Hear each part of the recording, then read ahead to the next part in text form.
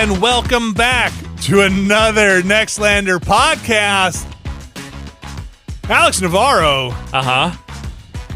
Brad Shoemaker. Hi. Now, look, we've been in and out of various companies, circles, media. We know that never say never. Things are weird. Things can be funky. We've worked for various companies. You guys have worked for various versions of GameSpot, various versions of Screamed, Giant Bomb, Red Ventures, CBS Interactive, Whiskey Media. Never fandom, but ZDNet. still. Was that ever? Did they ever? Yeah. I never worked for ZDNet. Okay. I interned at that version of GameSpot. I was there as an intern the day that the CNET buyout was announced. And I was freelancing for CNET when the CNET buyout was announced.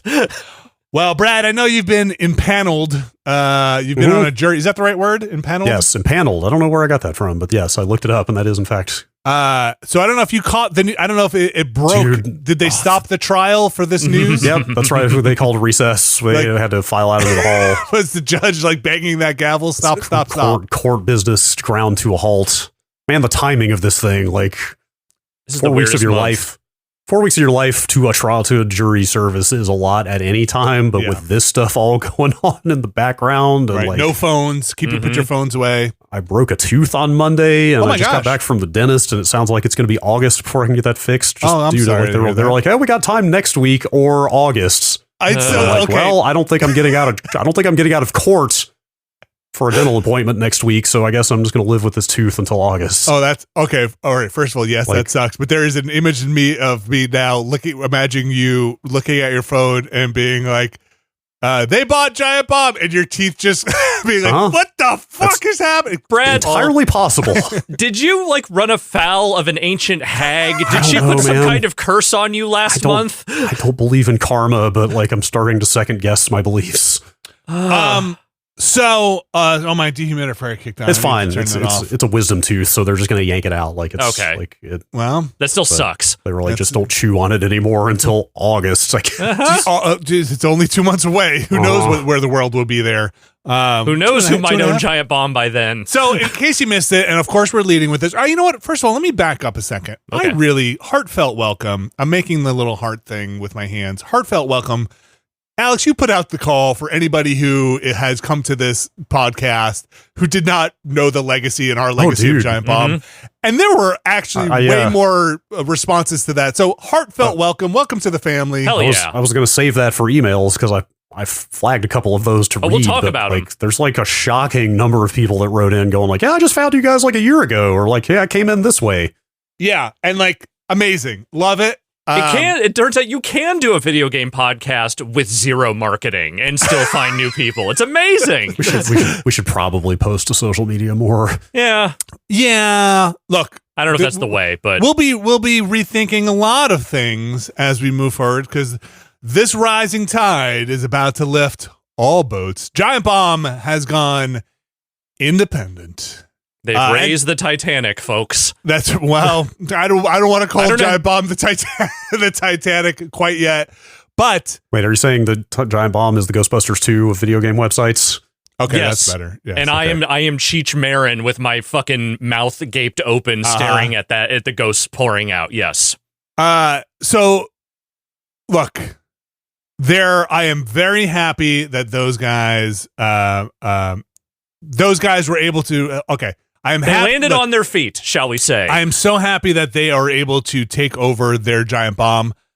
Look, I am sad that we were not able to take over our Giant Bomb. Like that, there's a history there of like.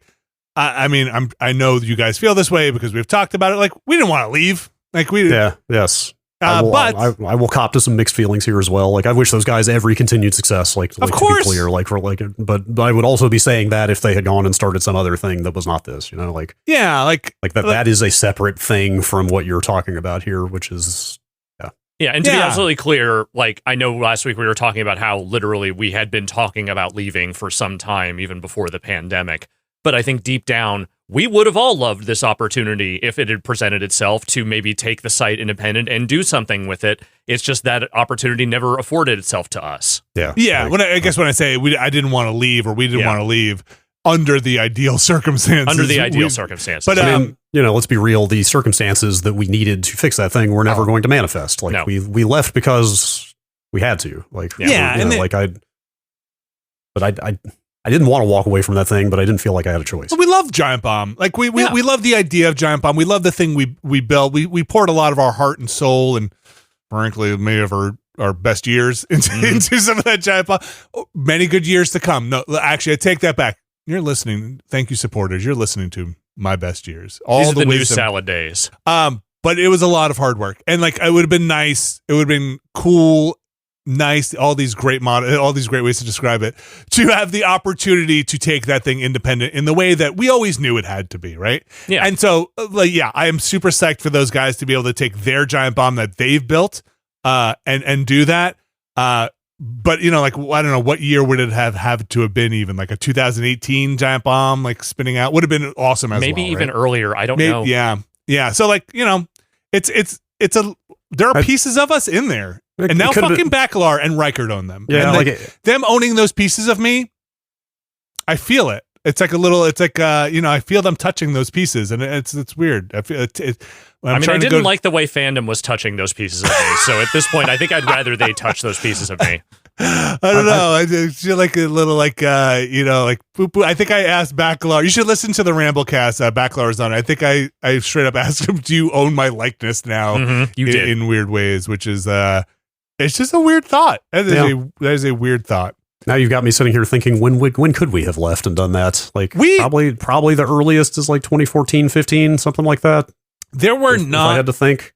There were not non-serious talks about trying to buy back Giant Bomb at some point from various people, right? Like, it just never was on the table. Yeah, that was never going to happen under not that in a serious way. Corporate regime. Like, they just are not going to like that type of management, and also like the value the brand had at the time, and how the newness of the sale. Really, that's really what it was. Is like, you don't turn around and sell something you just acquired a couple of years before, because that makes you look incompetent as corporate management, right? But well, the other thing was back then.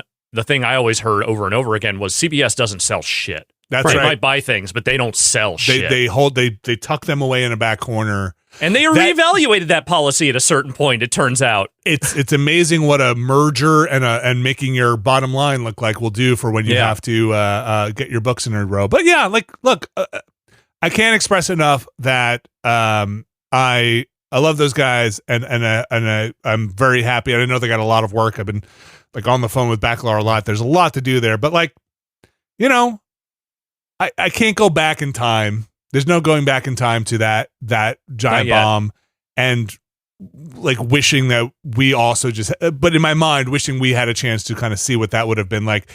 It's just an impossible thing to put all the pieces together too, right? And I assume you guys kind of feel that kind of wistful nostalgia too, of just oh man, would it have worked? In a 2015, could it have worked? I don't know. I mean, I don't know. We were never going to get out of there with that brand. Like, could we have all left and? No, say we did. Say we got the same thing, or even without the brand, whatever. If we were able to just get out there and set up, all we need to do is get a website designed and build in a payment processor, right? Like, that was kind of it. But were the pieces in place to do that? I don't know.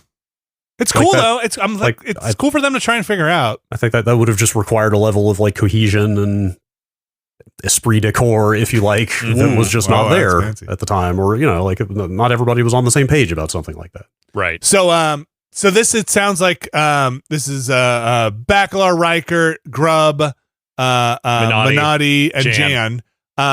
And you can go to giantbomb.com/join if you want to go. I believe, according to Bacalar, that if you go there and support them, that money will be going to support them as of now. So giantbomb.com/join. Again, very happy for them. It's weird. It's like a weird thing to talk about. There's no really good analogy. It's not like this car you owned, and then somebody else takes. It's like a weird look. Here's what it is. Yeah. It is a little like a car you owned, and that it got passed down to various other owners, and then eventually landed in the hands of your friends. And then when they were mucking around in that car that they got a hold of, they found the false bottom in the trunk where you left all your stuff. All my weed. Everything you owned, everything you made over the last 10 years was stuffed in that trunk, and now they have it. I'm going to go a step further and say, I think for me, it's more like it's a car we built, and like I have the scars to prove it. Like the broken the welding knuckles. scars. Yeah, the broken knuckles and the scars. And treat it gently. treat it nice and gently. Because I'm not sure that thing's still road safe. Because I think that thing, there's a lot of ghosts in there. And, like, some of it is just reflective of the time in our lives that took place, right? Like we talked about it last week. Like and we were the in our emotions, right? late 20s when we went there. You know, like those are like late 20s, early 30s are like very vital years in a person's life in terms of just like creative output and stuff, right? Like I'm not going to sit here and say, please continue supporting us, that we have nothing left in the tank or anything, but like we gave of ourselves very extensively to get that thing to where it got to, you know? And it's like, I guess I'm just trying to say, like, I look back on that time very fondly. Attachment I look back on that time very fondly, thinking about what we did there. And, of course. And, like, there is a huge personal thing there. There's no way to ever tease that out. And I'm very happy that there's a relationship with the people who own it. Right. And like, there's a personal relationship, and we can talk about that stuff with them on a level that we never could with fandom or RV. And also like, fuck yeah, man, like owner owned or worker owned. Like, I'm very curious to see how that all goes for Giant Bomb. Like, again, giantbomb.com/join to go help them out. It's a crazy wild. fucking thing, man. I think I mentioned it also just on the with Bacalar. It's like, whew, I can't. The emotion, like I can't mourn Giant Bomb anymore. Like, oh, they're shutting it down, and then like they're not shutting it down. Like, there's just, should Giant Bomb be dead? I don't know. It does feel like a little bit of Granddad having his fourth heart attack in the hospital, but then waking up again and just being like, all right, you know what? Call me when I need to come to the funeral home. At this point, I can't do the like weepy around the bed thing again. Just call me when it's time for the funeral, all right? Just the Dan Reichert getting up and be like, I feel fine. Yeah. I'm doing great. So yeah. The Undertaker always pops out of the corpse during the casket match. That's the bit. I hope the fans are happy. They're happy. I'm happy, despite like, just it's emotional baggage. I think there's really no other way to put it. Just to reiterate for the nth time, like it has, it's nothing to do with those guys. Like I'm very happy that they're out there doing their own thing, but there are eras to that thing, certain eras that we look back on in different ways. We dated Giant Bomb for a long time. We've been broken up a bit. I see you're dating a new guy. It's okay, I guess. Like five guys. Hey, if that's your lifestyle, that's fine. Like you see your ex get married. Like there's gonna be a certain. It's okay. You're doing really well. Like I'm doing great too. I'm just eating fucking beans out of a can in my underwear here. It's fine. No, I'm glad you're happy. I'm glad you met somebody new, huh? Yeah, right. 5 new guys, huh? Okay. Oh, Dan Reichert, huh? Oh, you're seeing him, huh? Oh, that's well, that's great. Well, that's just great. I'm just bless your heart. Oh man! Look, man. If there's one thing the last several years have taught me, the arc of the universe will inevitably bend to the funniest possible conclusion. That's right. There is just a single point in space, and that point is just like somebody shrugging. I really don't know I don't have control over any of this. It's really.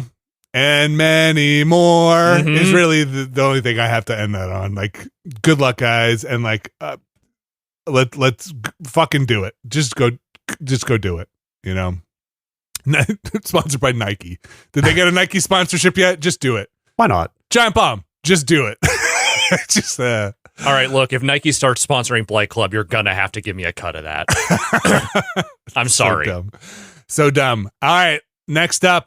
Tested and screened. Where are you at? Tested. I think tested is spoken for.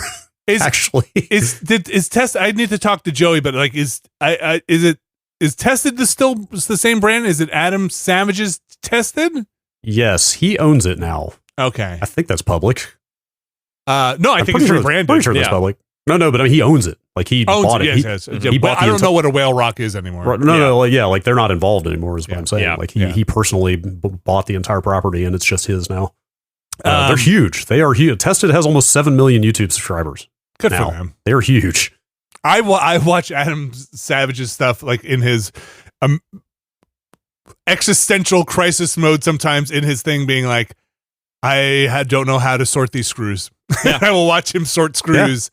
Yeah. And it's very fun for me to watch. And also Joey's one of the biggest sweethearts. Yes, Joey Familia is one of the genuinely nicest, friendliest people I have ever met in my life. But extremely talented. 100%. Talk to him very briefly after our Jurassic Punk watchcast went up, because they do Adam Savage is an old school special effects guy. Mm-hmm.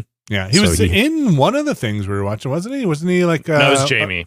Jamie was in Jurassic Punk. Showed up in that documentary. I thought I saw Adam in maybe it wasn't that thing. Maybe it was in one of the extracurricular things. Yes, because you're right, Brad. He is old school props guy. I think Adam worked at ILM for a while.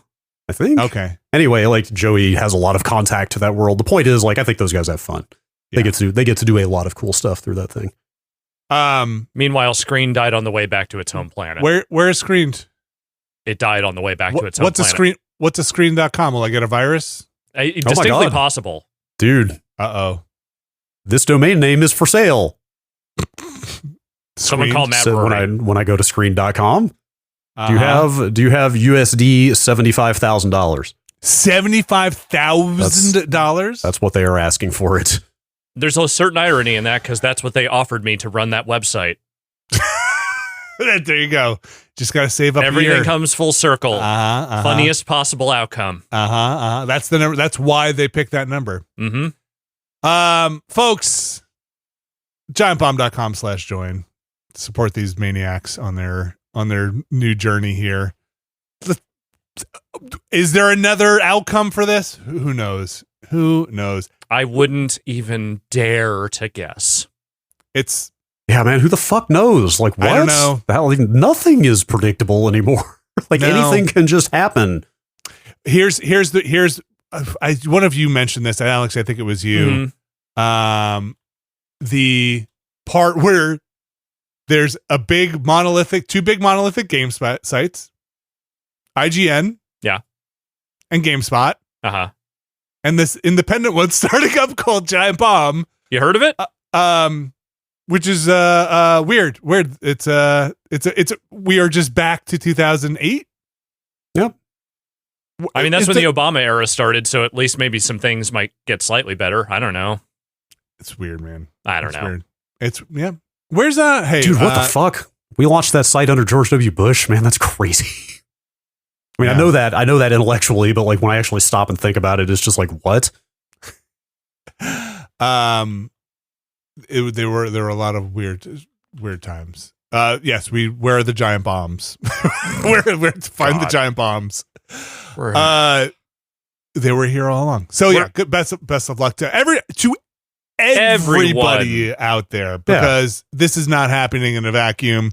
To the fans, thank you for supporting them, for supporting us, and to everyone else. I half joking around about the IGN GameSpot stuff, but the sad reality is that landscape has been fucking wiped clean of all the other sites out there. So it ain't easy out there. All right, we got some stuff to talk about here. Anything else going on in the pre-banter here?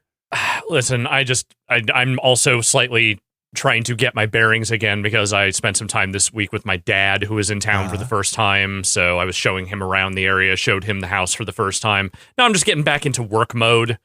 It's a really interesting time to get back into work mode. A lot happening. Everything's crazy. Chicago Pope. My favorite NBC series? Chicago. Oh, okay. A little Chicago Hope joke. Yeah. Has that been made? That's been made. Right? I think that's been made every moment since the Chicago Pope was officially indicted or inducted. Indicted. No, indicted. Good. That'll come too, probably. I don't know. There you go. Well, let's go into this, can they indict the Pope? Somebody can indict the Pope. Is there anybody who can arrest the Pope? Yes. He's the head of his own nation, though, right? Can Interpol get the Pope. Would you have to invade the Vatican? This sounds like a good, bad direct-to-video movie. This has got to be a Crusader King storyline, right?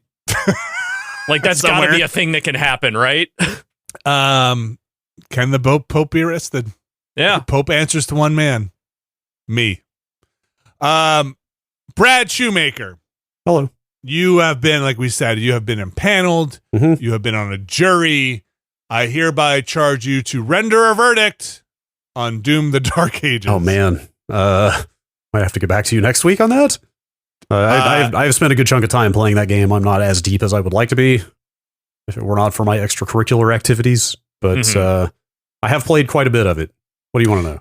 Oh, well, we should say this is Doom the Dark Ages coming out officially as the time of this recording tomorrow on the PlayStation 5. Oh, also on the Xbox. Yes. It is a Microsoft product. Microsoft continues to be, last I checked, also on the BDS movement's boycott priority list. Mm-hmm. Doom the Dark Ages. What do I want to know? Does it rip and tear? Is it better than Doom 3? It more like bashes and smashes. Bashes and smash. Has There's the a shield. there's a little bit of ripping and tearing. There's a lot of shield bashing. Where are you playing? That game is highly shield centric. So that's actually like, I don't know if that's the thing I want to lead with, but that's the interesting part of this. I requested a PS5 review code when they offered one. Because I played through 2016 and Eternal on the PS5 or PS4 in that case, and had a fine time with it. Did not feel like I was missing anything. So I was, and also on top of that, even if I did think it was lacking in some way, I need to know that, right? Or at least in my previous life as a professional video game critic or whatever, it's like, hey, if this is not as good on a console, like that's important to consider, right? Got to check all the versions. Yeah, like I never felt like I was like missing anything, even as an old school PC shooter guy, by playing those games on console. Like this one, I've had a little bit more of a slow ramp on, warming up to, and then I fired it up on the PC this morning. Yeah, because the early access just started. Yeah, I just had the one version, the advanced access, or in the pre-release. Yeah, in the pre-release period, but then it had the advanced expensive edition access just opened $100. Up. So I tried it on Steam, like immediately having a way better time with it. What do you think the difference is? The mouse controls or the performance? It's mouse keyboard controlled 100%. Okay. Like, I mean, the frame rate's higher and it feels more responsive for that reason, and that's fine and everything. But like, it's hard to quantify, but there's something a little mushy about playing it on a controller on the console for me so far. I don't know if everybody's having the same experience, but like, I don't know if it's down to like weapon feel and like hit reactions and just all the things that make a shooter feel precise and responsive. Like it feels a little bit less of those things than the previous games. Than the previous games, okay. Yeah, but again, a lot of that is around the gameplay being way more shield centric and parry centric. Like guns are still a big deal. Don't get me wrong in this, but like I am opening a lot of encounters not by shooting a gun, but by charging in with that shield and then throwing the shield. And then when I get the shield back, I parry a thing coming in from somebody. Like the guns are like part of your arsenal. They're not the core of the arsenal, I guess I would say. Mm-hmm. Yeah, I mean, like what do you get from a parry? Why parry something? It's mostly there are some special cases. It's mostly like a stun, as far as I know. Like it might do some damage, but a lot of it is just sort of interrupting attacks. So almost like a crowd control thing, where you're just like I need a second here. Yeah, so you don't parry fodder enemies, like the kind of just basic zombies and imps and soldier type dudes are largely there for you to get resources from. Yeah, more ammo, and they definitely get in your face and like they shoot at you. Like you have to worry about them, but they melt. Like you just throw the shield through them, or they all die in one hit. Basically, like it's the heavier enemies that you have to worry about parrying. Like like your kind of like Hell Knight equivalents and stuff like that. The enemies are not all like 1-to-1 with past Dooms, but it's the bigger enemies that you have to worry about trying to parry all the time. So if you parry an enemy, does it open them up for more damage, or do you just not get them reacting for a little bit? I'd have to go reread the tutorial tip to say exactly for sure. I think it is doing some damage, but I think a lot of it is just give me a second here, sending the attacks back at them, and yes, like interrupting their attacks and putting them into enough of a stagger that you can do something to them instead. Because your mobility is way lower than like Eternal. Eternal was an incredibly like nimble mobile game, right? Like you had like multiple dashes in different directions. Almost, I would say for me, almost to a fault. Like it was like acrobatic, right? Yeah. Like it was like you could double jump, you could double dash, you could like swing on a vault on those bars that were all over the arenas. Like it was a very like aerial sort of game, and this is much more about tanking hits rather than dodging them. Like you do dodge for sure. Like in fact, like straight up like 5 minutes into the game, there are enemies shooting not one shot at you but two in this like lariat looking thing. Okay. Like immediately you're getting projectiles that are like two shots with just like an energy like like a beam across like them? A beam of energy connecting them, and it's like, oh wow, you really built this around making people dodge or block stuff, because it's like, here's a projectile coming you that fills most of the screen. Like you can't jump over it? You might be able to, but the jump is not super high either. Like, interesting.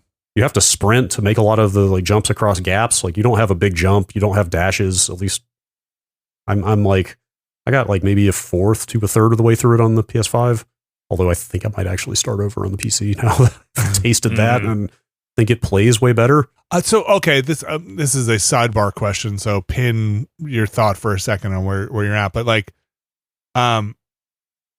Microsoft product, PC, and PS5, they have no save.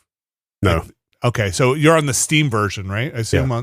Yes. Not the Microsoft Windows version. I don't know. I'm not sure that there is one, because deep down it's a Bethesda game, so there's still some separation there. There might be. It's got to be on the Microsoft Store version. Because I would imagine also that would probably share progress with. I mean, traditionally those share progress with the Xbox version. You're right. It totally is. It's like right here on the top unit on the Microsoft Store. But the Steam version is not. You're not signing into a Microsoft account on the PS5 to upload a save. No, definitely not. Okay. Just wanted to check. Not that I've seen. Or a Bethesda account or something, right? Yeah, I don't think that's in there. I could be wrong, but I didn't see anything between the two versions that said anything about syncing saves. Like did it ask you even to log in when you booted up? No. Okay. No. Yeah, like a little bit of a bummer, right? Like, I mean, in this particular case too, where it's kind of edge case here of going from PS5 to the Steam version in particular. Yeah. So anyway, back onto the controls. Yeah, like just as an example, like you block with left trigger or L2 on the PS5 controller versus right mouse button on PC, and it's just like it just feels so much faster to get the shield up, and like I'm hitting parries way faster on the mouse than I was. There's just enough throw on a trigger. Yeah. To activate the shield. I mean, the game is extremely customizable. I should be clear. Like you could probably remap controls all over the place to make it feel like you want. But like I did spend some time trying to dial the aim in on the console a little bit, and could never quite get it feeling as sort of like snap to precise as I want. And like just instantly, some of this might be a me thing, but like instantly sitting down on the mouse and keyboard, like it just felt way more right. To the point that I'm going from like, this game's cool, like I'm enjoying it. It's kind of making some interesting choices to like, oh, okay, now the combat is like singing, like here. Like I feel like I'm just like, I'm popping parries off left and right without even thinking about it, and like it just felt a lot more tight to me. And natural, just like that. Yes. So in going back to some of the more base stuff here for the Dark Ages, a couple of questions I have. One, I really like Doom, and I liked its dumb story in the Doom reboot. Less in Eternal, but is there an interesting setup for this? Kind of. Like this is a prequel. Yeah. They've definitely really stuck with that very serious tone from Eternal. Like the opening of this game is bananas because it feels kind of like a Call of Duty intro, where there's like a city being sieged by demons. Granted. On Earth, no. This is Argent Denur. Oh, sorry. Which is like Argent Denur. Oh, sure, okay. It was like the planet of the Sentinels. It's where it was all the Eternal stuff that like Eternal like kind of told this story, but a lot of it was buried in like codex entries. So it's like that's where the Doom guy went, I guess, after Doom 2. Okay, I didn't catch go a lot somewhere. of this. Yeah. I don't have my copy of the Doom Historia right next to me, so I can't say for sure. I'm not sure if Doom 3 is part of the chronology or not. I don't think so.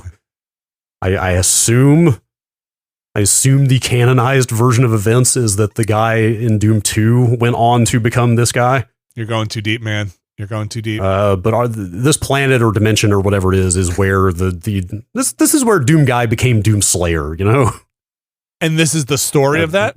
Kind of. Well, no, because he's already got the powers when this opens. Maybe they touch on that as you get deeper into it. I don't know if there are flashbacks or anything, but like he already is the Slayer. He's already this demonic, or not demonic, but he's this like powerhouse, divine. Well, but specifically divine. You know, like he is. Like they quite literally say he has been imbued with the power of the gods. But also he's on their leash. Like that's the one aspect of the story that I'm actually warming up to. Is that like there's some like very explicit element of control that he's under. Like he is being used as a Doom guy needs to go independent. Maybe. You're saying the corporation is really getting in the way of his doom slaying. Like that's the thing in the story that's kind of gotten my attention is that like he very much, he's like practically like an automaton. Like he literally seems like he doesn't even have a personality or free will, but he's like very clearly bristling against that and starting to sort of break out of the whatever energy shackles they've got on him. You know what I mean? Like he's they quite literally deploy him. Like he's like, he just sort of stands. He's a tool. Yes, he stands there rigidly on a launch platform, and they press some buttons on this medieval space computer, and it like launches him like a missile. You know, and that's not the case in 2016, right? He is a free agent, right? Like he is. Well, yes, I mean, he's a murdering free agent. But like 2016, I guess is set after this. I would hope so. I'll see how this wraps up. I don't know. I'm hoping this kind of like bridges directly to that.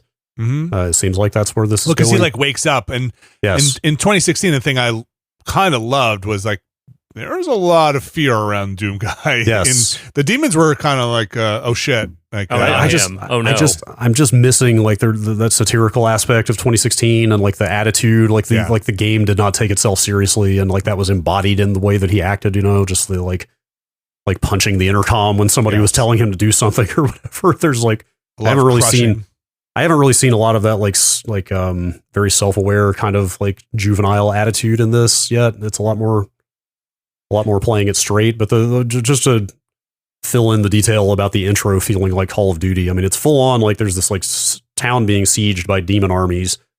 It like cuts to Sentinel Command, which is like, and you see like ships that might as well be fighter jets like flying into the base, and like they cut to a control room full of computers with like military command structure, you know, and they're like we need to deploy the Slayer, and like they're you know, hitting buttons on terminals and stuff, and it's like cutting back and forth. It has this really like military fiction sort of vibe to it. What is that aesthetic like? Because it is still this weird. It's supposed to be like medieval style shit, right? That's what I was expecting, and he looks that way. He's full on got like a fur cloak on him, and you know the shield looks all gnarly and spike covered. And then the trailers, there's like people in armor, right? But there are full on people in like somewhat modern looking military uniforms. Like I said, using like weird otherworldly computers. Interesting. There are giant screens they're looking at. There is a high tech aspect to this world. Like it's kind of an interesting mishmash, and like I can't detail this too much because I haven't gotten enough of the story yet myself to really say. But like the Doom Guy is being held by the Makers. Okay. Maykr, if you remember that from Eternal. Look, Eternal is not my strong suit. They're like especially the lore of it. Right. There are different factions. Like there's the Sentinels who are more human. Like the Makers are sort of more angelic, I guess I would say. And I think they're the ones who gave him his powers in this. Anyway, they're the ones like holding him hostage, or not hostage, but they're the ones controlling him and deciding when he gets deployed and when he doesn't, you know, and that kind of thing. That stuff. It's a weapon. Unleash the weapon. Like the design of that stuff is really neat. There's like a lot of cool. You just need to see it. I'm not capable of describing what the design elements of these things are, but you can Google some of it. There's one type of character in there in the Maker like control center. They're drones, the people that like operate the computers that constrain the Slayer and stuff. Yeah. They have these like, they have no arms. Yeah. They like float around. Maybe you're looking at a picture of one. I saw it in the trailer. They have like these ethereal. These like energy arms come out of the sides when they need to do stuff, which reminded, like, this is maybe a little bit of a deep cut. It almost reminds me of like some Quintesson shit from old Transformers. Yes. They have faces that spin around. Yes. There's some like really neat design in there. I'm sure he's kind of out on the story right now. Like, the A plot is very much just like, hey, there's a Prince of Hell trying to get our precious the horns with the bald head. Okay, well, I would think so. Okay, it's like this Prince of Hell is trying to get our precious artifact that is ultimate power. You know. Okay. Like, kind of just real basic MacGuffin. We got to stop these guys from getting this thing. But it's the stuff under that with like Doom Guy not having any kind of agency and looking like he's trying to break out of that is the interesting part to me so far. And no Earth stuff yet. Earth realm. Not so far. Not a Nope. Okay. We're all in the nether realm here, or So the far. hell realm, Yeah. or wherever hell takes place. Mhm. What is hell?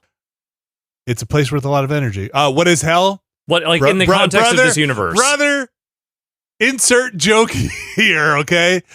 I'm being completely serious, all right? I'm taking my clinical critic approach to this. I want to know, what kind of hell is this? Is it literal Christian hell? Is this an extra dimensional hell? Is it some combination of the three? Are they fucking space alien demons? What are we doing here? It might be both.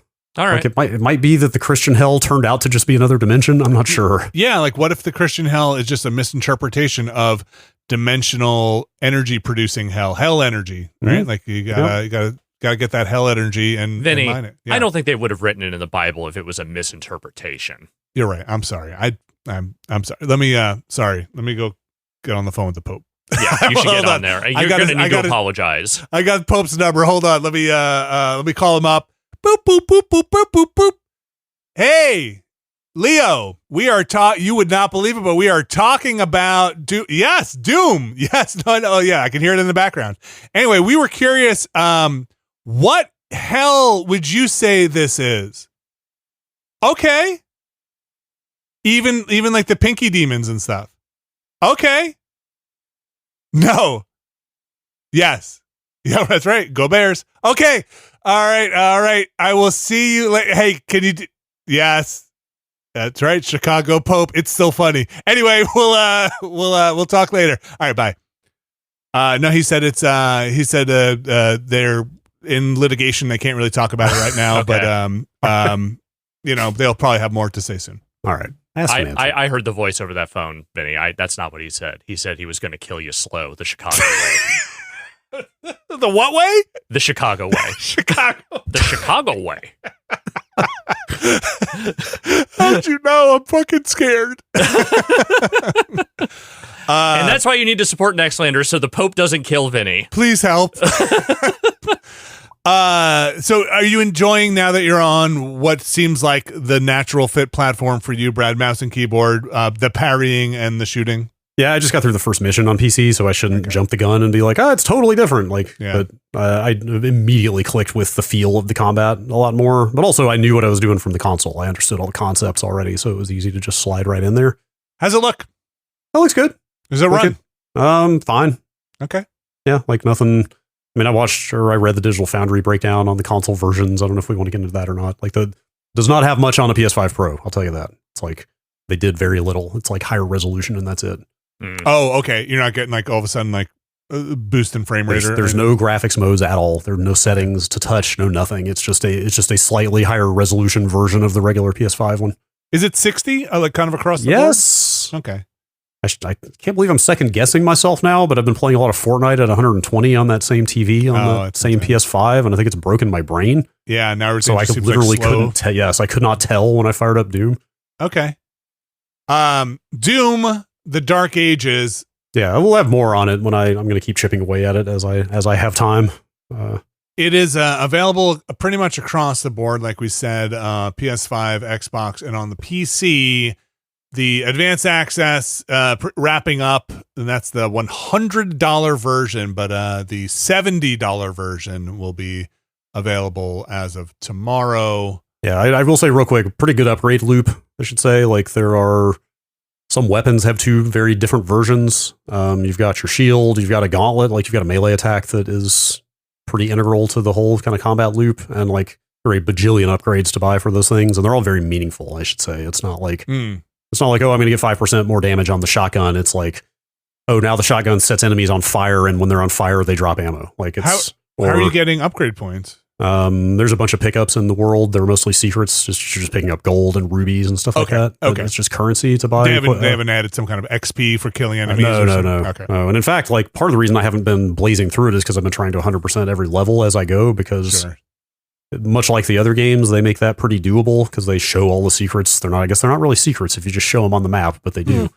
So it's like totally doable to go back and get everything before you move on. But those upgrades are super meaningful. Like they change the way the weapons and the shield and stuff behave quite significantly. So very worth sinking stuff into that. How's the music? Fine.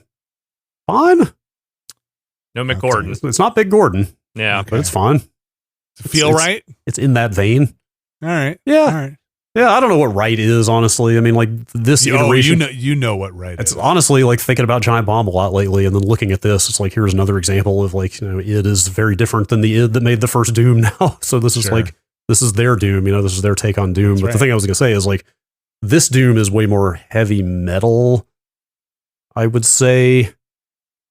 If that makes sense. Then 2016 Doom? Like the original Doom is quite heavy metal, but this is more like in your face metal, you know, like the medieval stuff. Like it's more medieval. It's like quite literally. It's more heavy metal magazine. Yes. And there's like quite literal heavy metal on the soundtrack now, where like say what you will about the Bobby Prince soundtrack from the originals, that was not metal. No. This is a little more like aggressively in your face metal, I guess is what I'm trying to say. But yeah, I'm liking it so far. I think I will warm up to it more as I continue to play it. But sorry, the other thing I really want to quickly mention is there is a little bit of that resource loop from Eternal back. It's nowhere near as demanding as it was. Like you remember in Eternal, it's like, I might be fudging some of the stuff, but like, hey, you got to use the flamethrower to get armor, so you can then. Was that not in 2016? Use the chainsaw to get. There was some of that. It was like I could do glory kills to get health back. Yeah. Was like kind of the extent of it in 2016. Eternal, I thought you had to get like gas for your chainsaw too. That was Eternal. Yeah, they added a lot of that stuff into Eternal. I think there might have been gas for the chainsaw, but Eternal added. I think it was the flamethrower that got added for Eternal. But it was just like Eternal was constantly making you manage meters and resources and like use like. Now I need to use the flamethrower. Now you use the chainsaw. Now I got to like target the gun off the top of this thing. Like it was super demanding in a technical way. All I'm trying to say is like there is still some of that here, but it's not like it doesn't feel punishing. Like you can't keep up with it as much as it did in that game. It's like you can like punching people with the melee, which uses ammo. You have melee ammo. Oh, but punching people with the melee gets you ammo. Like I said, setting them on fire gets you armor. Like there are elements of that still of like, oh, I need to do a melee attack to get some ammo back, but it's not as rigid and like it doesn't force you into doing it as much as Eternal did. You can run out of melee? Yeah, but it recharges quickly. Like it's a recharge. You have three punches. Okay. You can do a 3-hit combo. So it's like a stamina more than a kind of. Okay. Well, I mean, it is a number on the bottom of the screen, but if you have all 3 charges and you're on a big enemy, you can do like a literal 3-hit combo. Does your shield have a resource? It has health. So as you block, but it recharges super fast because you couldn't get through this game without it. But you can only block, I don't know, 4 or 5 hits at a time before the shield breaks for a few seconds. Does it bump back up on a successful parry? Does it like regain its health? I don't think I've run into.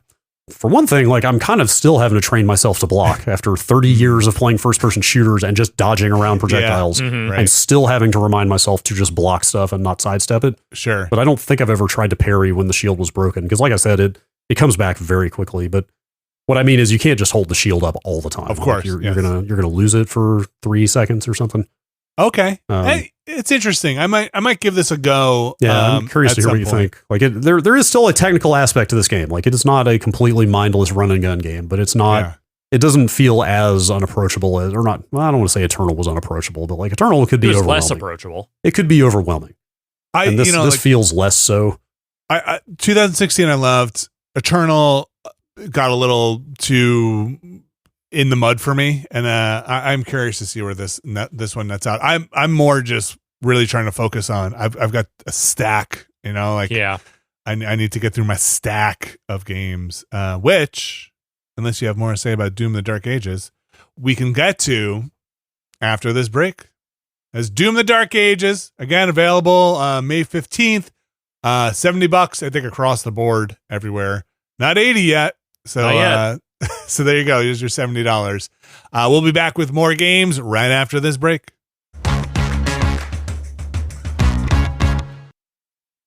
And we are back. So let me just say here, I've got this pile of games, and they're very good games, but I feel like I'm now setting myself up to get like hours away from finishing games and then putting them aside and being like, okay, I'm going to move on to these other games. Like Assassin's Creed, I should just finish that game. Yeah, I've got a lot of hours in that game. How many hours are you at now? Too many, over 70, maybe. There's a lot of hours in that game. Okay. I don't remember. Still actively playing it?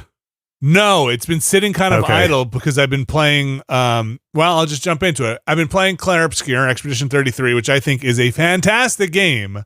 I've got another character now, and it's really wild because these characters all have wildly different mechanics for their combat stuff. This one is stacking fucking moons and suns, and like it's cool. The combat puzzle is neat. It's a little intimidating when you get new characters and you're like, oh my gosh, I just got used to this whole other combat flow with these 3 characters, and now I'm introducing a new character, and I have no idea how many characters are in this game. I'm still, I think, fairly early on, but that game is just so cool. I think if you guys get the chance, you should try it. Okay. Yeah, I would like to check it out. It's probably going to have to be a later this year thing at this point. Yeah, it is different and cool enough that I think it is absolutely worth checking out. You might not love it, but it's worth being like, this is a very different thing than a lot of stuff in this space has done, and I think it's worth checking out. And I have really enjoyed the story so far. I've enjoyed the voice work, the character work, the mechanics of the combat. So yeah, I'm continuing with that. Clair Obscur Expedition 33. I Not guess too much more to say about it. I kind of don't mind saying I would. Yes. We'll take this the wrong way. Everyone listening, I'd kind of be happier to play that game once the discourse has died down around it, because man, am I tired of reading people arguing about it. Wait, arguing about it? It's more about it's like a meta argument about the production of the game and why it's successful and that kind of thing. There's a whole thing about. I do not know. Yeah, I shouldn't have even brought it up, but there's a lot of tension out there about the state of the business and who succeeds and who doesn't, who gets funding and who doesn't, and why games are successful and how much they cost to make and blah blah blah. So interesting. There's just been a lot of contentious stuff said about that game. It's become kind of a lightning rod for a bigger conversation about everything I just mentioned in a way that is overshadowing the game itself, I feel like. Weird. I didn't know that. This is a whole world I didn't know even existed with this game. That's kind of what I meant about maybe a couple months. I can just play that game on its own terms and not think about all the arguing about it. It's the French, huh? I wasn't going to say it. I know. It's just. I think it's a fantastic game. And good on him. Good on him. Now I'm sorry, my head is going back and forth and being what is it, Kepler? That's the publisher, yeah, but are they the lightning rod for this? No, it was that narrative that caught on of this was made by 30 people, why can't teams 10 times that size make games this good? And then it's oh no, they actually had quite a few contractors that also contributed to this. It's more about the misunderstanding. Yes, it's the business. Yeah. Yes, it's development and business stuff. That's what I meant. It's how many people made this? Where did the money come from? Why? It's the Dave the Diver's an indie game. Kind of. In a way. Okay. All right. It's again, I probably shouldn't have brought it up. Look, there's just been. I'm interested. Pretending the discourse is not happening does not make the discourse not happen. It's fine to talk about it. I cannot explain to you how many 5 to 10 minute periods of downtime there are in the courthouse. Did I tell you seriously? Take a break? Well, there are built-in breaks, but then also we need a sidebar. You got to leave the room until we call you back in. Can you take your phone out? Can you use the internet? Not in the courtroom. Okay. There are cases where I hope I'm not running afoul. Maybe I should. This is procedural stuff. It's not about the case. But the point is there's a lot of downtime where it's I've got 5 minutes. I might as well just scroll my phone. Okay. Because I don't have time to do anything else until they call us back in. Play Balatro. Yeah, I guess I can do that. I've certainly been doing that. Well, what I've also been doing is playing a lot of Hollow Knight, and I think that's another game that I am pretty much ready to wrap up. There's some stuff that is additional. There's some I don't know if you guys have followed any of the Hollow Knight stuff since its release, but they added a decent amount of extra content to that game. There's some of that optional fights and bosses and stuff in there. And I don't know how much of that I'm going to participate in. I think there's one thing I'm going to do just so I can have all the charms in that game. I'm missing one charm currently. And there's this area called the Path of Pain, which I don't think I'm going to do because as it sounds pretty tough. But I think I'm ready to wrap that one up. And that's been just a load of fun. Really have enjoyed. Got pretty deep into it. And it is the game I boot up first. And then I'm like, oh, okay, I should go do something else. But I just want to get more Hollow Knight in. So I think this is probably the last you might hear of Hollow Knight, depending on how busy my weekend is.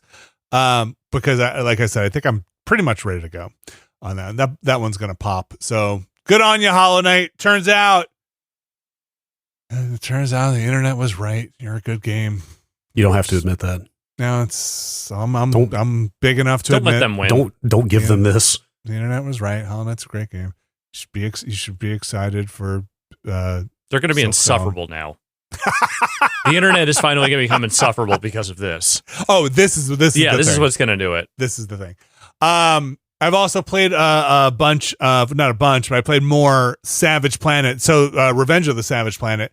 So that game is local co-op as well as local co-op online or single player. My kids have been playing it. And they will not let me play. So they have been playing it together. So I have enlisted one Will Smith to play some more with me on our save. That game just has a bunch of checklist kind of things that you're doing, and it's fun to run around in. My kids are having a blast in it, but I don't know if I would single player, if I would like really engage as much with it as kind of just chatting using it as a background thing. You know, like when you get together with your friends and you're playing a game and you're just kind of doing the thing, but you're just mostly checking there. off the mission check boxes while you shoot the shit. Yeah, while you shoot the shit. It's a really good shoot the shit game. There are some things that I do think, especially in the local co-op, you should be aware of. Biggest sin in this game, local co-op, each player cannot independently change their camera controls. So if I wanted to play inverted, the other person has to play inverted. I know. Oh, what? Yeah. And if that's a weird one, right? It almost and like I will stand to be corrected if that is wrong, because it sounds so ridiculous that I could just be missing something, but I could not find it. So I am also big enough to not play inverted if I need to with the children. I do not force them to play inverted, but for the little bit I played with my kids before they just completely took it over, I thought that was very weird. Some other weird local co-op stuff is like, you know, when you open the map, it takes over the screen. Anybody interfaces with something, it takes over the screen. So if you kind of got to call it out, if you're like in a battle and then suddenly you hit the map button, it's like, oh, dude, I'm in the middle. And then they come out and like, that's just an annoying thing, right? Mm-hmm. Some of that stuff in the local co-op I noticed kind of annoying, but also a lot of fun. Style in that game is cool. The vibe is fun. Does the corporate satire ever get like too on the nose, or like, I mean, that's kind of like a tricky thing to do well, you know? It's like you can be extremely obvious with it. Like, is it clever, or is it just like, okay, yes, I get what you're going for here? It's not so much clever. It feels absurdist, right? It is much more a viable direction. It's got a very cartoon, Adult Swim, Tim and Eric vibe to the whole thing, and its absurdity. So whether that's to your taste or not, that's going to vary. Like if you're like, this is too goofy, or this is too Tim and Eric, like Tim and Eric did this better. That's going to be your decision on it, but that's the vibe. Like, you know, there are like little commercials on the screen, and they really have that vibe to them. I've not minded it. It's been okay with me, and it's okay with my kids. They seem to really enjoy it. I'm just glad they have something to play together. That not a lot of local co-op stuff these days. So good on them for doing it. But just if I'm missing it, I apologize. But just make the inverted controls a separate thing for each player, because that's just not cool. Revenge of the Savage Planet continues to be $50 on everything. I think everything. I'm playing on PS5 there. And finally here, just in the kind of stuff that I've wanted to play for a while and finally got around to, this adventure game called Loco Motive. I don't know if you guys are even familiar with this one, but if you're listening to this and you have wanted or been aching for a modern LucasArts adventure game, point and click adventure game throwback, Loco Motive really, really, really is hitting that tone and vibe. Oh yeah. It is the pixel art is amazing. Yeah. The humor is pretty much in that kind of LucasArts vein of point and click adventure games. It feels like something that fell out of a time capsule. Like some of these stills of the cutscenes of like the full screen pixel art kind of dramatic scenes are like they look lifted straight out of a 90s adventure game, just higher res a little bit, but still pixelated. Yeah, and it's the animation and all the pixel work is fantastic. And the voice acting is also very good. It's not biting. It's not like it's like you're going to drop off your chair and die on the floor because you're laughing so much. It's goofy in the way that those games were goofy. I've actually found the gameplay to be a little pedestrian. Like the puzzles have not been that hard. Is it an inventory game? Like, is it inventory puzzles mainly? Yeah, like get this thing, maybe combine it with this thing and use it on item Z. So like they just haven't been that difficult. I don't know. One of those where the puzzles make sense actually sounds pretty good. Yeah, it might be. It's weird because it starts off with the puzzle making no sense, and then later on, I was like, oh yeah, these are all pretty intuitive, or at least adventure game intuitive. I kind of really want to get in and try the new Wadjet Eye one, Old Skies, and those are of a different ilk. Those games usually a little sharper usually on its tone and maybe more adult themed. I don't know about Old Skies particularly, but do want to try it. I've always enjoyed their catalog. I feel like I've seen Old Skies getting talked about a good bit on different Discords I'm on and stuff like that. Yeah, that Old Skies very very much like almost older, or at least I shouldn't say Old Skies because I've not played it. The other Wadjet Eye stuff used to have a almost older Scum vibe to it, but I think Old Skies is cleaner and not very pixely. I think the artwork in that is actually not what the traditional Wadjet Eye stuff was. Yeah, looking at this kind of reminds me of the tail end of Sierra before adventure games died. Like maybe more Sierra. Like they were just moving into Super EGA graphics right at the end, like Space Quest 6, like just a very small number of high-res games they made. This kind of reminds me of that. Yeah, it's almost like more animated or cartoon look to it. Yeah. Like a cell animated thing versus a pixel art thing. So very curious about that. So glad that Wadjet is still out there putting these kinds of point and click adventure games out. Like I've said before, never been a better time to got these games. Everybody's got a game out there for you, from Doom to point and click adventure games to French J-ish RPGs. Mm-hmm. To Balatro. I don't know if I'd call that like a JRPG. I don't know. Is it at least okay? Yeah, we're talking about Clair Obscur. Yeah, we're talking about Clair Obscur. Yeah. I understand the fraught language around is a JRPG region exclusive, or does it speak more to a genre convention thing? I'll say for my part, I couldn't give less of a fuck. I use JRPG as shorthand to describe the Japanese style of RPG, whether it is made in Japan or not. Yeah. Do you feel like this game fits within that style framework? Okay. Oh man, this is such a hard question. I mean, I'm not saying it doesn't do anything different. If it does, it doesn't fall in that framework. But I mean, do you think it falls within the broad strokes of that framework? What is the style of a JRPG? Is it the story? Is it the combat? Is it the party mechanics? Yeah, I think a big part of it is probably the party mechanics. I think generally it's considered turn-based, but I mean, obviously Final Fantasy has gotten pretty far away from that over the years. But at the same time, a lot of that Final Fantasy stuff is still very legible within that kind of framework. I think it is a mixture of a tone and a mechanics. Yeah, I'd say probably a key component, especially going way back, is a strong focus on narrative and not on player choice.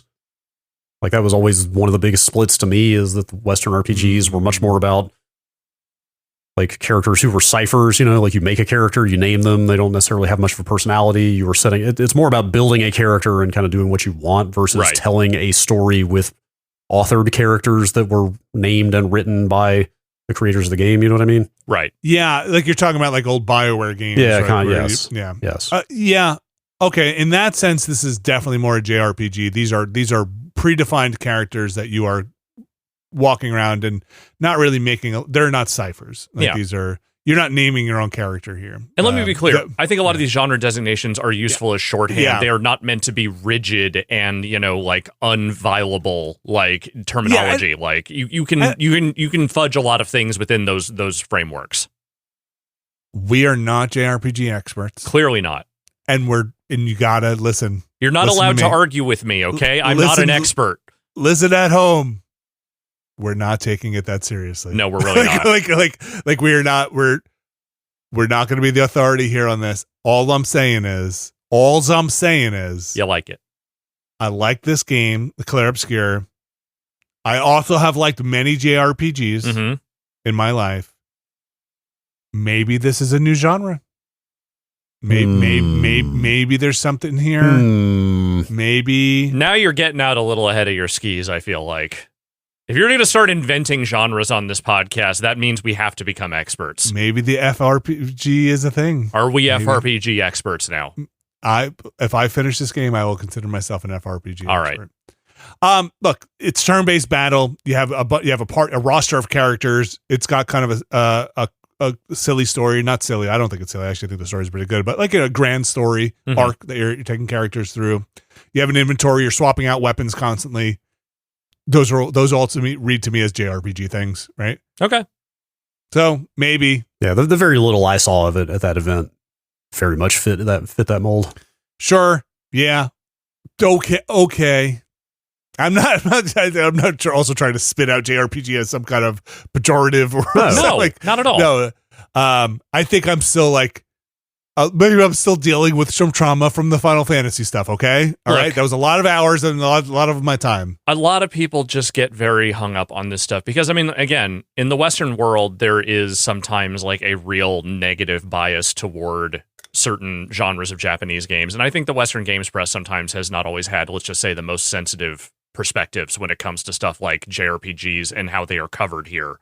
So I get it. People get very tense about how, like, especially Western media people talk about these kinds of games because there is a little bit of an assumed slight there that tends to come part and parcel with that. What I'm saying is we don't really have that baggage because none of us are really overly invested in this particular genre. We're just people who play a lot of video games and we have some familiarity. And I think the reason I'm, half joking about this stuff anyways, I just wouldn't want somebody who's like, I don't play JRPGs to skip this one, right? Yeah. Because I think it's actually a fantastic game. And maybe you wouldn't even realize if somebody were like, you're actually playing a JRPG. You'd be like, no. Okay. Sure. Can you make anime in the West? I am actually, my brain is seizing up trying to figure out how to answer this in a way that is diplomatic. I'm not going to answer that question, but I do think like Netflix calling literally everything an anime is pretty stupid now. Okay. Can I write a manga? Again, I'm really not the authority on this stuff. I think that there are other people you can probably talk to if you want to get into this line of work. No comment. Yeah, I don't like. I have my opinions. I think anime generally speaks to animation made in Japan, but I'm sure there are exceptions, and I'm sure there are other people who have much more informed perspectives than I do. Great. If you make a Hanna-Barbera cartoon in Japan, you shouldn't. Just stop. Yeah, just what are you doing? What rethink some life choices? Anyway, that's what's been keeping me busy. I would love to knock at least two of these things off, Hollow Knight and Clair Obscur, off my list. And then here's my, for those keeping track of the Caravella home game, I think it's going to go Hollow Knight, Clair Obscur. I'm going to back into these. Hollow Knight, Clair Obscur. Wait, somebody hit pause on the releases, right? Hollow Knight, Clair Obscur, Assassin's Creed, possibly back into Avowed. And yeah, I still really want to get back to Avowed. So like that's the chain in my head I keep thinking of like, okay, but there are more games that continue to come out. Alex, is there anything else you want to add to this list before we move into the news? Not really. I mean, again, I've been working on my game pile. I've continued to play Skin Deep, which I still very much enjoy. I'm officially on a few hours a week duty with Assassin's Creed, which is where we inevitably always end up with these really long ones. Yeah. I don't know. I still feel like I'm progressing in that game mostly by stumbling on people I need to kill and then finding out why I was killing them later. Or going, oops. Not. Oops. I don't think I've oopsed once yet. So far, every person I've killed, I've been like, yeah, that person deserved to die. Versus everyone I've spared is like, well, there's a reason why I spared them. Oh, I ran into the problem of like, I thought they were going to attack me, so I just killed them. Okay. Yeah. That blade comes out real quick. Let me put it this way. When I'm playing as Yasuke, I'm no longer afraid that someone's going to attack me. Because it doesn't matter. It doesn't matter. You're a big tank. The Konobo mace that I have, that thing is ridiculous. Just sending dudes flying. Like smashing heads. Hitting them like a fucking cricket ball. Yeah. Smushy heads. Incredible. I should just go kill the rest of the main gang in that. Too many of those damn circles popped up. I think I'm up to like 14 of them now. Of the circles? Of the circles, yeah. And each circle could have like 5 people in it. And they like minimum 4, sometimes like 6 to 7. Yeah, there's a lot of people that it's okay. You'll find half of them literally just like tripping over yourself in the world. That sounds like too much game. Man. It might be. Like I put about 15, 20 hours into the game. I kind of would like to get back to it too, but when you talk about stuff like that, it makes me actually wonder if it's worth it or not. I think you could just mainline. Yeah, you don't have to do all this. I just do it because I'm a lunatic. Right. You're right.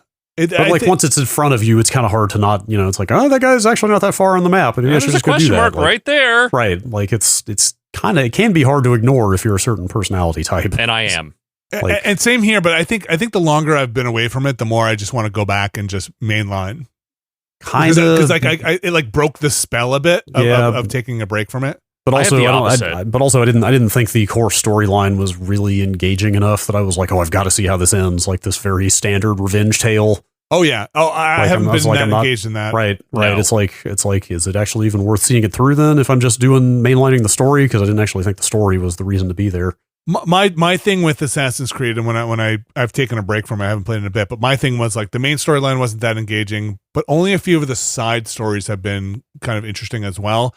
But at least the main assassinations are usually multi-step enough to be kind of interesting. They're involved. Yeah, they're a little more involved. Man, like I think we've kind of said this before. Like they tried to like emulate everything about the form of The Witcher 3 without remembering Witcher 3's big innovation of like, hey, what if all the writing was interesting? Yeah. It's like, what if every side quest you do has some little tidbit of interesting story attached to it? It's like, oh, they forgot that part. Yeah. Some of them are just like autopilot, just go out and murder. And I'm like, I don't even remember why. I don't remember why I'm going to this thing on my map, but I know the person attached to this dot needs to die. I do remember thinking back a few weeks when I was playing a lot of it. Like I do remember a couple of the very small little like tertiary quests. I think they're not even named. I want to say you don't even get like a name for the quest or something, but they'll send you on a very quick little like 10, 15 minute thing, Mm-hmm. And like one or two of those, I remember getting to the conclusion of that where I spoke to the final person that was going to like close the loop and going like, I so went like, that's it, that I thought about just putting the controller down. I was like, I was so blown away at how zero, like how absolutely no sort of payoff there was for what I had just done. It's like, you literally didn't even like say anything when I turned this in. Yeah. I do feel like the investment factor in a lot of their storytelling is just not there. Like the thing that really kills me is that like the setup for that game is really good. Like the prologue for that game sets up some potentially really interesting stuff that as soon as you and Yasuke get together and it's just kind of like off to the main rest of the game, it just sort of feels like they stop trying to do any of that legwork to build up any of the rest of the narrative.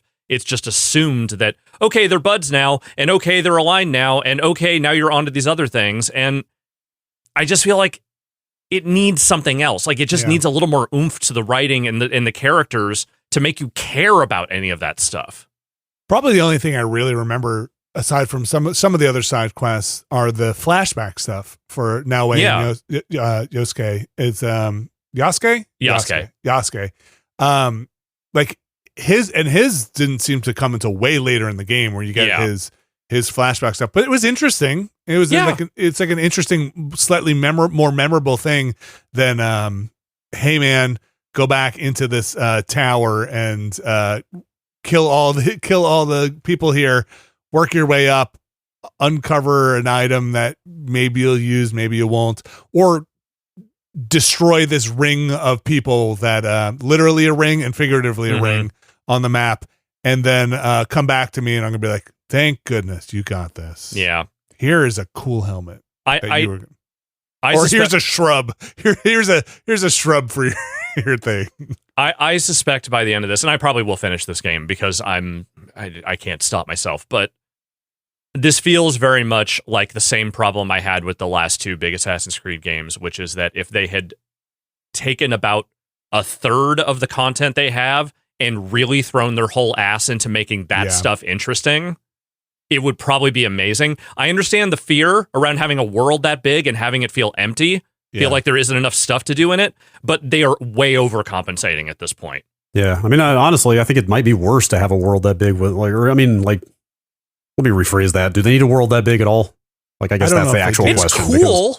It's almost like too big for me. It. Yeah, I love a big world. Like, something like a breath. Yes, but I'm with you. Even for me, this is testing even me in terms of how big it is and how long it takes to get places and how little there is to see on the way there beyond some nice graphics. Like thinking about Avowed is the other end of the spectrum, where like that first big map you get to in Avowed looks pretty small. Like when you look at it as a player of open world games for the last 15 years, right? And you're like, oh, that's like kind of a small map, but like it's so dense with stuff, Yeah. Right. Like Avowed is just bursting at the seams with stuff to find in its relatively smaller world. Like I would take that any day. Yeah, I'll probably wrap this one up and just mainline. I have to see how much stuff is left on the circles. Part of the reason I do think I have so many hours in it is because some of the stuff is spread out. Is because even at whatever ridiculous hour count I feel like I'm at, it's not even all the map yet. It's still like things will pop up in areas that I'm like, okay, this is like a 3-minute horse ride from this area on autopilot to get here to this thing, which game time is kind of a lot. Like, a 3-minute thing, I'm not trying not to exaggerate, but I think you can get some really long rides out there. And you'd think at that point you'd have most of the map done. So we'll see. I still think that game plays great. Look, the thing that's keeping me going is the sneaking and the killing is real good. Like, it's probably the best it's been so far in this line of these games. And I do like the characters. I just kind of wish they had a little more to do in the game. We'll see. I do... Meta-wise, I know it'll never happen, but meta-wise, there should be somebody in your camp at some point who is just fucking pissed at you, and it's like, all this murder for this fucking stone, for this fucking decorative stone. You murdered my entire fucking village so you can have this fucking tree. Yes. I just wanted to see it. I just wanted to see why you killed an entire town so you can get this green bush here. If you have a better way to acquire a juniper bush, I would like to hear it. It is ridiculous when you murder an entire castle and then you open the chest and it's like decorative paving stone. Great. You're like, yeah, fuck I just wiped out an entire family line. Now I have this. Fuck yeah. Look at this cute frog. Look at this fucker. Look at this cute frog. Yeah. He's fucking great. Oh, man. You're saying you wouldn't kill for this frog? But I would kill, but sometimes the path of destruction is a little like, they should just show like Naue or Yasuke just covered in blood being like, it is pretty fucking cute. I needed this. I hate when I do all that and I open a chest and it's like, fucking cosmetic, a decorative item. God, at least give me a sword or something. Alex, before we leave Assassin's Creed, have you been engaging much with the seasonal pass stuff, or what what are they called in it? It's not seasonal pass. It's the unlock thing. It's the animus shit, basically. Like those animus like glitches and corruptions and stuff. Have you been like hunting those down on the weeklies as they come up to try and get the unlock points? No. It literally, I will accept them or I will find them on the map. But if they aren't anywhere near where I'm already doing stuff, I literally don't think about them. You don't? Okay. I was trying to. I'm almost done with one of them. I was trying to get to the other one. I'm pretty far into one of them, but I also I'm just not doing it on purpose. Is that the stuff that unlocks the like super elaborate suits of armor and stuff? I mean, outside the game, like in the menu in the front. Yeah, it's end? like the battle passies type stuff. Yeah. Yeah, it's very battle passy. Have you guys ever bought anything from that shop that cycles its inventory? Yeah, I bought a few things. So you get in-game currency to do it. And so I have thought about it. There was one thing I'm waiting for it to come back in the rotation that had a cool charm on it or whatever they call it, ability on it. Mm-hmm. But I haven't seen it come back in the rotation. Again, I have not played this game in a couple of weeks. I was playing last night. There you go. I did one of those things, but it was entirely by accident. I literally was just walking down a road, and then there was a guy who was making the world glitch, and then I killed him. Enjoy your juniper bush. Yep. I feel rewarded. It's the bloodshed, the carnage. That's going to do it for the games for this week. I want to call out here that Deliver at All Costs game. I like. There are a lot of things that are like we are on the cusp of coming out that I am stoked for. Yeah. That game we talked about in the Planorama, and I don't think I've stopped thinking about wanting to play that one. Did you ever try the demo? No. Like it feels good to play. Like that was the thing that actually jumped out at. Well, it's kind of funnier and weirder than I was expecting, but also like it just did the feel of driving that car around and sliding the rear end out. I love sliding my rear end out. It feels right.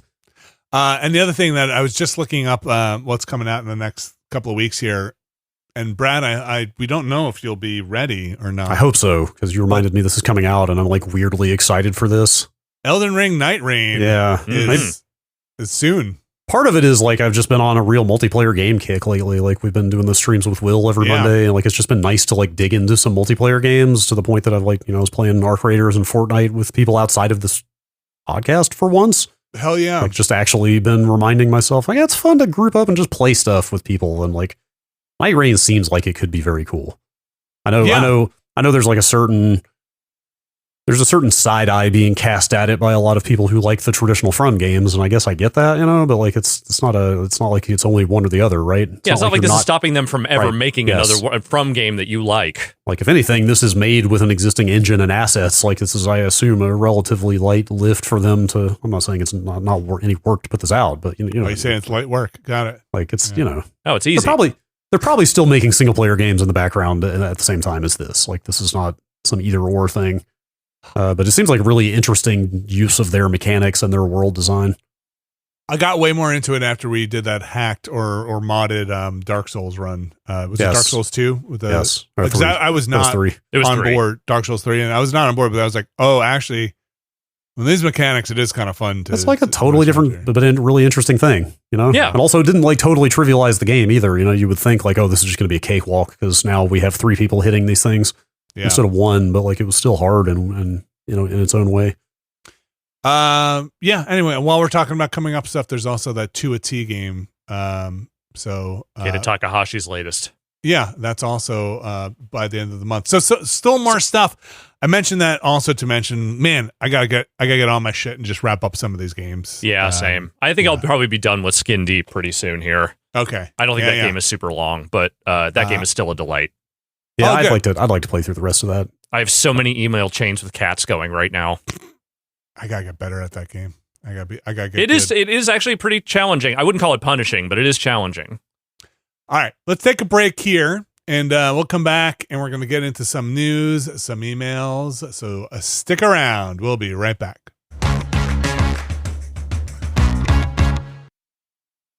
All right, we are back, and we got some news this week. I'm gonna say.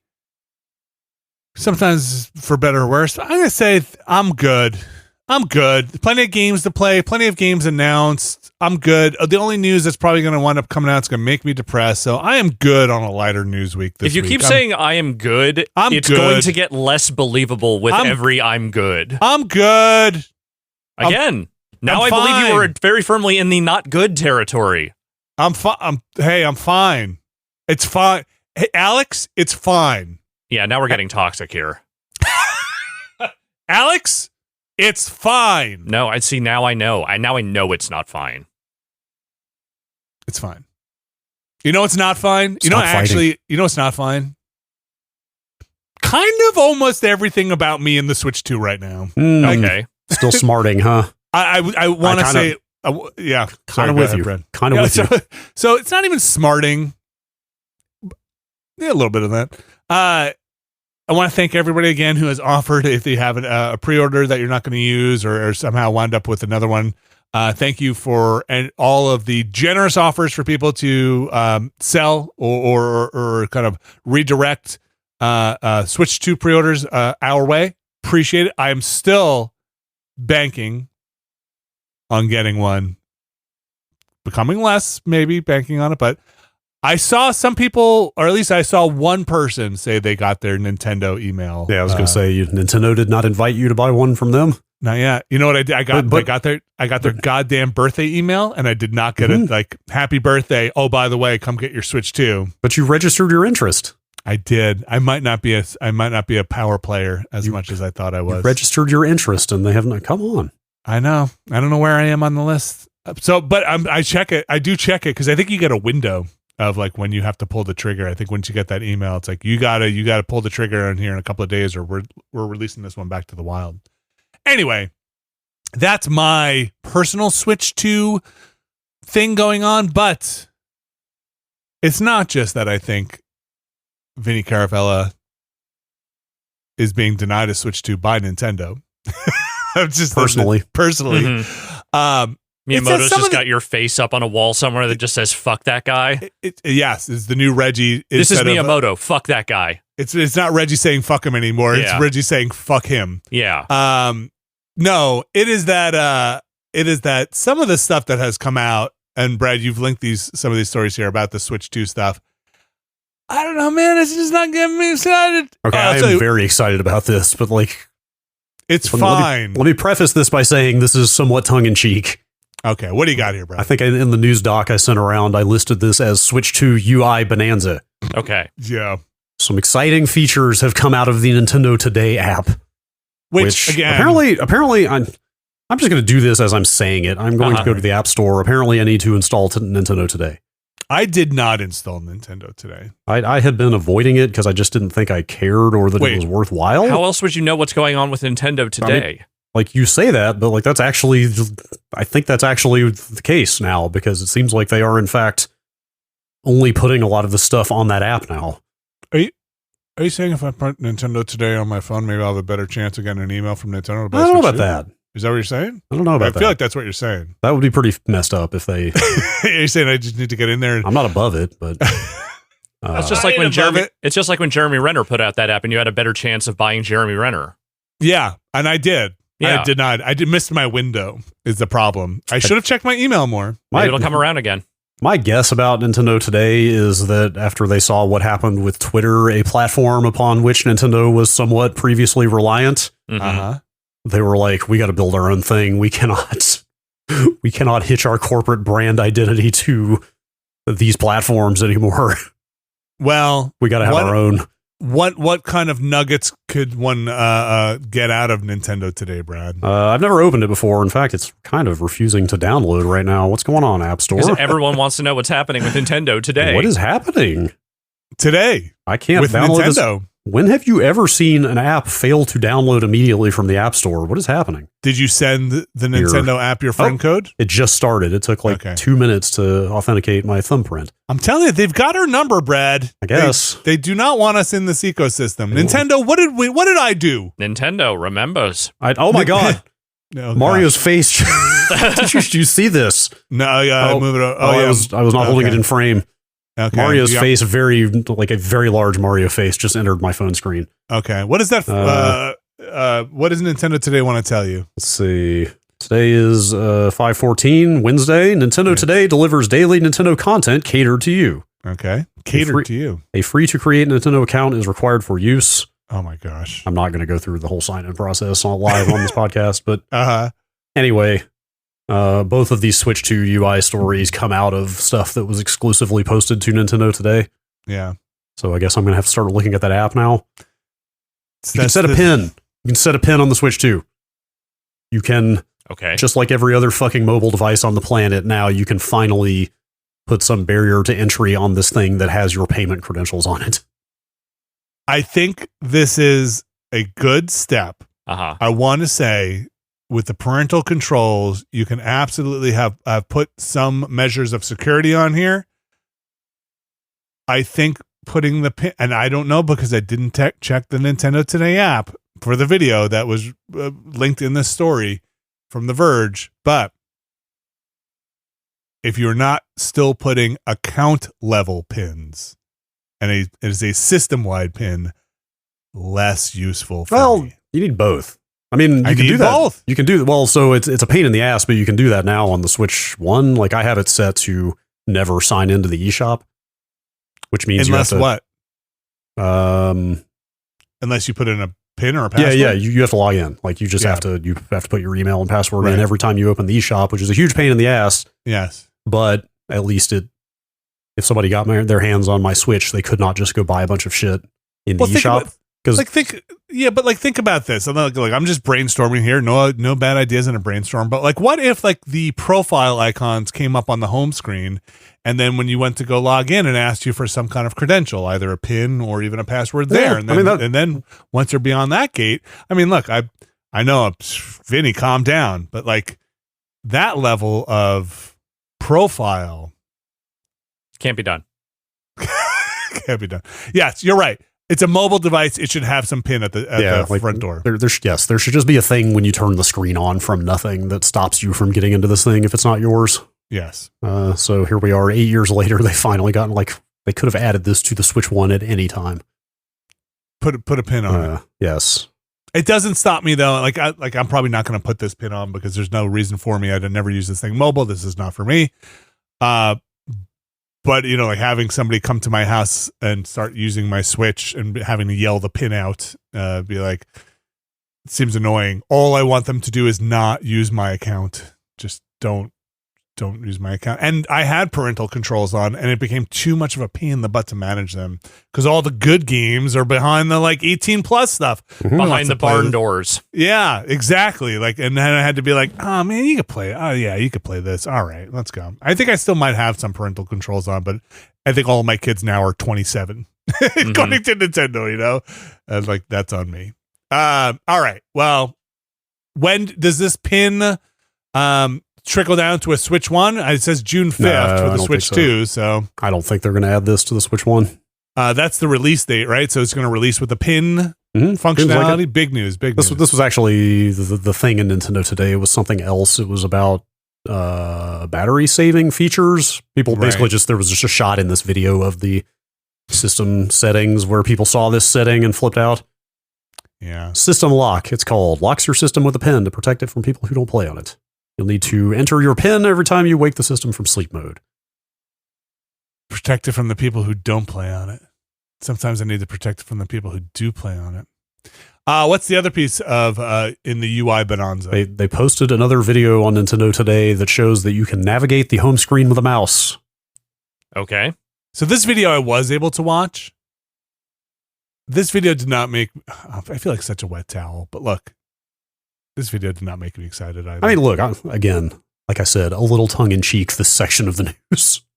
Am I going to do this? No. It looks so slow. Am I going to do this? No, but the fact that you can and it's Nintendo is kind of crazy. Nintendo shipped the first desktop interface on a console, kind of. You can plug a mouse into a PlayStation. Yes, but this just this is a full-on mouse cursor. You full-on... there are no desktop icons, but you absolutely can full on use the Switch interface with a mouse. Yeah. With a mouse cursor like it's a mouse. Yeah. I think that's cool. Even if I'm never going to use it, I think that's cool. I guess. Yeah. Okay. You're not wrong. Sure. We're just not winning you over here, are we? I know. I don't know what's going on with me. When did I become such a crusty old man? Things would be so much different if I just had a pre-order. I thought I would just be so happy. Do you want to know? Because I wrote the date down. For when I became a crusty old man? Yeah, I've been waiting for the moment to let you know. I thought you believed in input freedom, man. I thought you stood for something. No, go for it. Look, again, I've said it. You guys have said it, and I've latched onto it. You roll this thing out with the Mario Paint, I'm with you. Mouse out of the gate. Let's do it. I have yet to see the use case for the mouse yet, and this wasn't it. This again, am I going to navigate this UI with a mouse? No. Like, it does not even look like the fastest way to use this thing. I just think it's funny that it's in there. It's cool. Funny. Am I excited about drag and drive? I don't know if I am. I'm going to say I do know that you're not. Yeah, I don't know if I am. Are you? No. Okay. I had to think about it for a second, but no. I think it was in this in the story from Video Games Chronicles that they said that you could use it on your leg. Like you could all right. Sure. Yeah, Let's I mean go. the little sheath you put over the exposed edge of the Joy-Con, to make it whole. Yeah. It looks like it's got those little pads on the ends. Yeah. Look like they're probably like Teflon style, like would be on the bottom of mice. Yeah. One other thing here, kind of late game that people are talking about, I tacked on here, and I didn't tack it on to be mean, or I didn't tack it on because, Vinny's a Grinch. Tacked it on because people are talking about it, right? Mm-hmm. Seems like the variable refresh rate is not going to be supported in docked mode for the Switch 2. Yeah, this seems like this just became clear this morning. Do you know the source on this? Where's this coming? The story I saw it on was videogamer.com, but I don't know where this is coming out of. I think it was a Digital Foundry, or at least they confirmed it. Okay. Because of the, I think they were saying because of the dock port on the HDMI port. Is that why? Yeah, I think so. I think the main reason this is notable is because when they announced this thing, or when they, the day that they did the big drop with all the specs and Mario Kart and Donkey Kong and all that stuff, it was listed as a feature then. Okay. Like, it was straight up in the specs that this thing would do VRR on the TV. And then they just quietly removed that from the specs a few days later and didn't explain why. And I think the hope was like, maybe it's not going to be supported at launch, but they'll patch it in later. Yeah. But it sounds like maybe it's just not capable of doing it at all. And maybe that was just their mistake putting that in the specs. Maybe. I mean, it would be a cool thing if it did support it. Maybe if they put out a revision to the dock or something. Not that you want to have to go and buy another dock. Certainly not, for sure. But I do play it docked, but I think my TV doesn't support variable refresh rates anyway. So this isn't a big deal for me. But for some folks, it would be. Yeah, it's not like a deal breaker, but it is a bummer for that not to be in there. Yeah. Because that feature is very useful for helping smooth out games that have kind of wonky performance. I think it does do it on the screen, right? On the actual Switch itself does have variable refresh. That's right. Yeah. It's and again, I think this is coming in kind of hot here. So if people know more about it, feel free to comment and correct us. Again, this is coming in pretty quick as of the time of this recording, but it seems like it's the dock, the hardware part of the dock. So the undocked, it should be fine. It just can't transmit that. And that's, again, coming in from some Digital Foundry stuff as of the time of this recording. But that's it. Switch 2. Yeah, still coming out. Still no big price increase on the Switch 2 yet. I am waiting for that news. They did say they reserve the right, though. They do. They always reserve. We will be reevaluating, et cetera, et cetera. Yeah. All right. Moving on here to another console, the PlayStation 5. Yeah, this is not a huge deal at all, but like I said, it's a light week and we got to talk about something. This is notable for a couple of reasons. BGC ran a story pointing out that sales figures have come out for the month of April, and that on the PlayStation 5, Microsoft had the top 3 games in both the US and Europe. All right. I think this is funny, but Brad, when I was reading this story, I was like, "Oh man, okay, that's gonna be Elder Scrolls, that's gonna be Forza, that's gonna be Indiana." That was my expectation until I clicked through the headline and like, oh no, actually one of those is Minecraft. One of those is Minecraft, which I kind of discount. Like kind of yes. Although, like, I don't know if we talked about it on here, but I think they said Indiana Jones did the best on any platform on the PS5.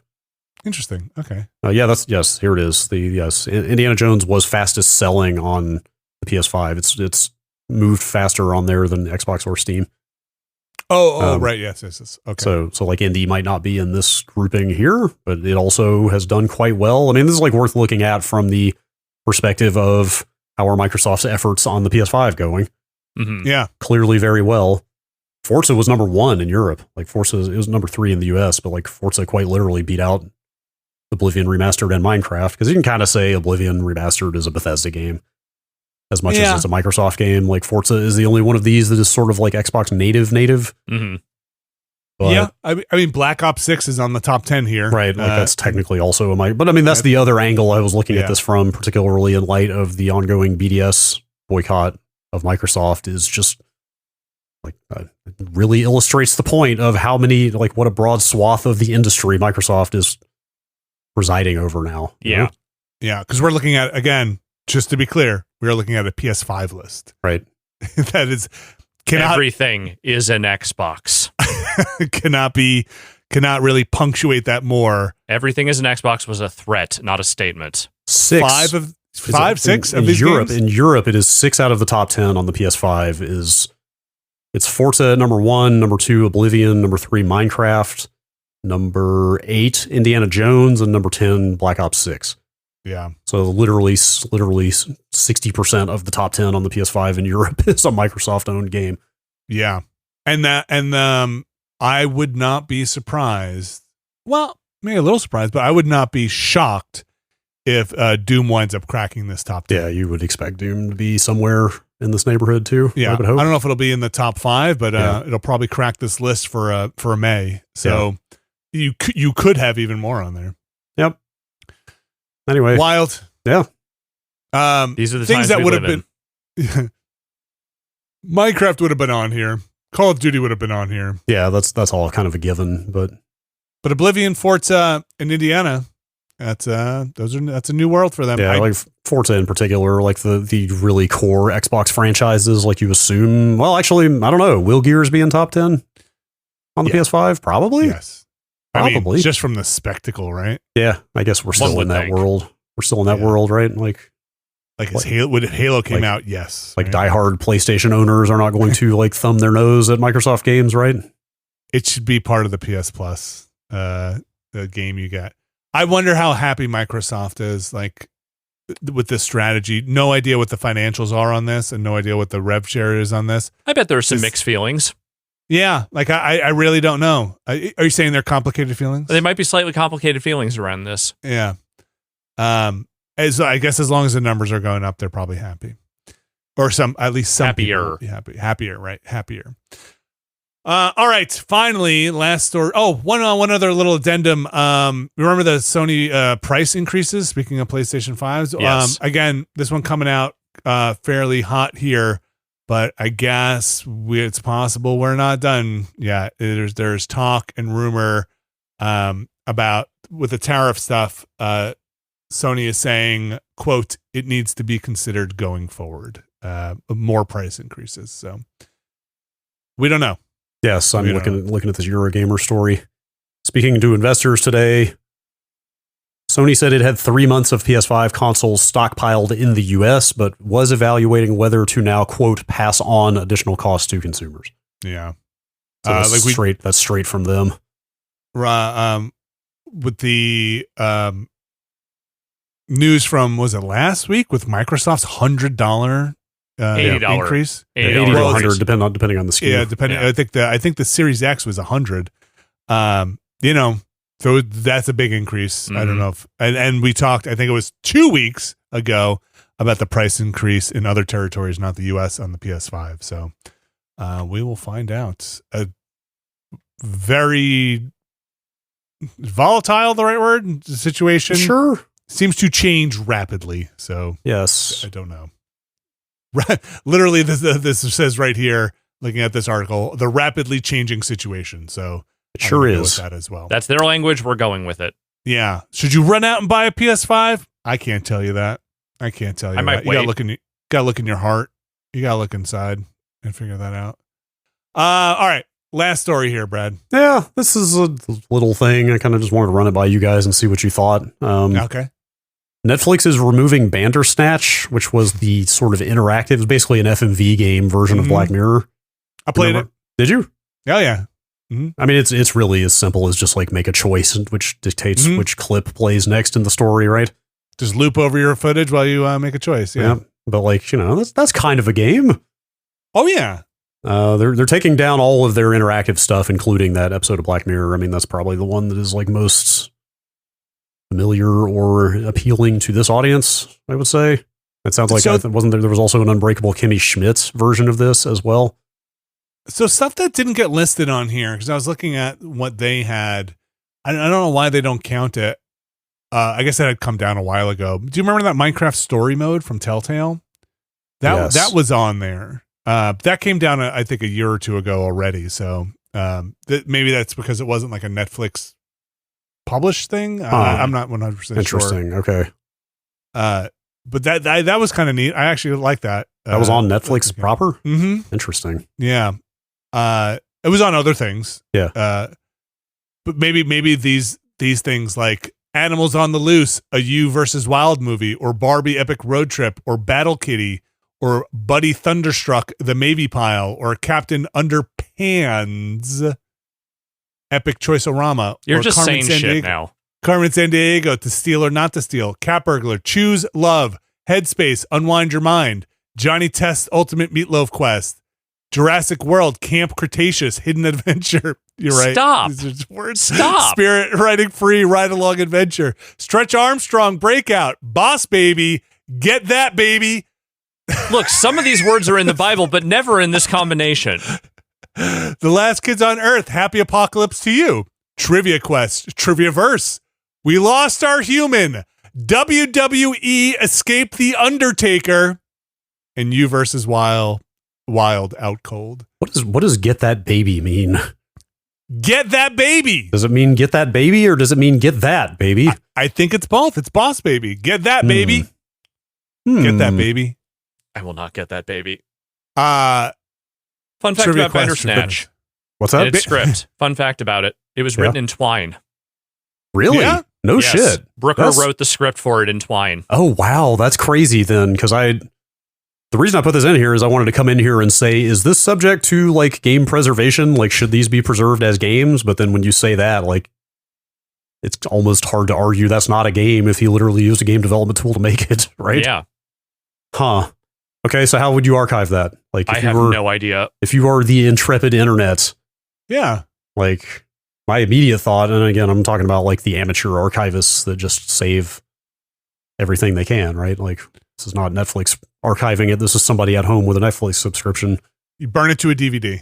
Like, my first thought is just record a playthrough of every possible option, right? Mm-hmm. So you can like break out all the clips Yeah, that's probably the way. and split those up, and then maybe down the line try to reassemble them into some kind of interactive form. Yeah, because what it's doing is probably linking just to other movies. Like, Yeah. I mean, some of this stuff has gone on to YouTube, where you kind of click into another video. Yeah, and And I want to be clear. I don't know that it was. I mean, there's probably other back end stuff that was used with Netflix's technology and stuff. Sure. I'm just saying he wrote the script using Twine to sort of build out the interactive narrative. Yeah, like that's fascinating to hear. Yeah. I did not know that. But and I think they say they're going to put back up some like non-interactive version of this. Oh, really? Like Okay, a so- canonical. Oh no, I'm sorry. I thought I had read that, but actually that has not been confirmed. It's probably, knowing a company like Netflix, is probably just gone forever. And they were saying this is part of the UI redesign, right? Yeah, this is not some licensing thing. It sounds like it's just, we can very much attest, having worked for websites, like new versions of websites come about and old features break. Yeah. Because they're no longer on the roadmap, and then that content that relies on those features just quietly goes away, right?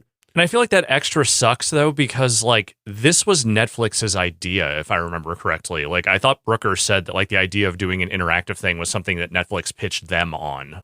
So it's like for them to be like, no, we really want you to do this, and then just sort of like, by the way, we redesigned some shit. This can't be here anymore. That just stings maybe just slightly more. Yeah. I feel like I'm with you. Was it good? Like, was it interesting? I don't think this stuff took off the way It didn't they thought take it off. might. Well, no, Yeah. I mean, did you like it? Like when you watched Bandersnatch, whatever you did to it. experienced it. I don't remember that much of it. I like Black Mirror as a series. Like I just don't remember that much of it, honestly. I always thought it was a novel concept because I'm a big fan of FMV stuff, and Right. it seemed like Mhm. a weaker FMV game because, like you said, it is just a choose your path kind of thing. But the concept is still FMV, and that's cool. And I always like a loop. I always like a looping screen over a choice. Right. You know? Yeah, and it just got me thinking. Like I said, like the challenge of archiving this in some durable fashion would be fun to undertake. I assume somebody will try. I bet you can put this in some kind of. Back in the day, this would be a director executable, right? Like you just load this up, or like a DVD style menu thing. But yeah, things change. I mean, culture is vanishing all the time. Mm-hmm. What was the when is that going away? I closed the thing already. May 12th.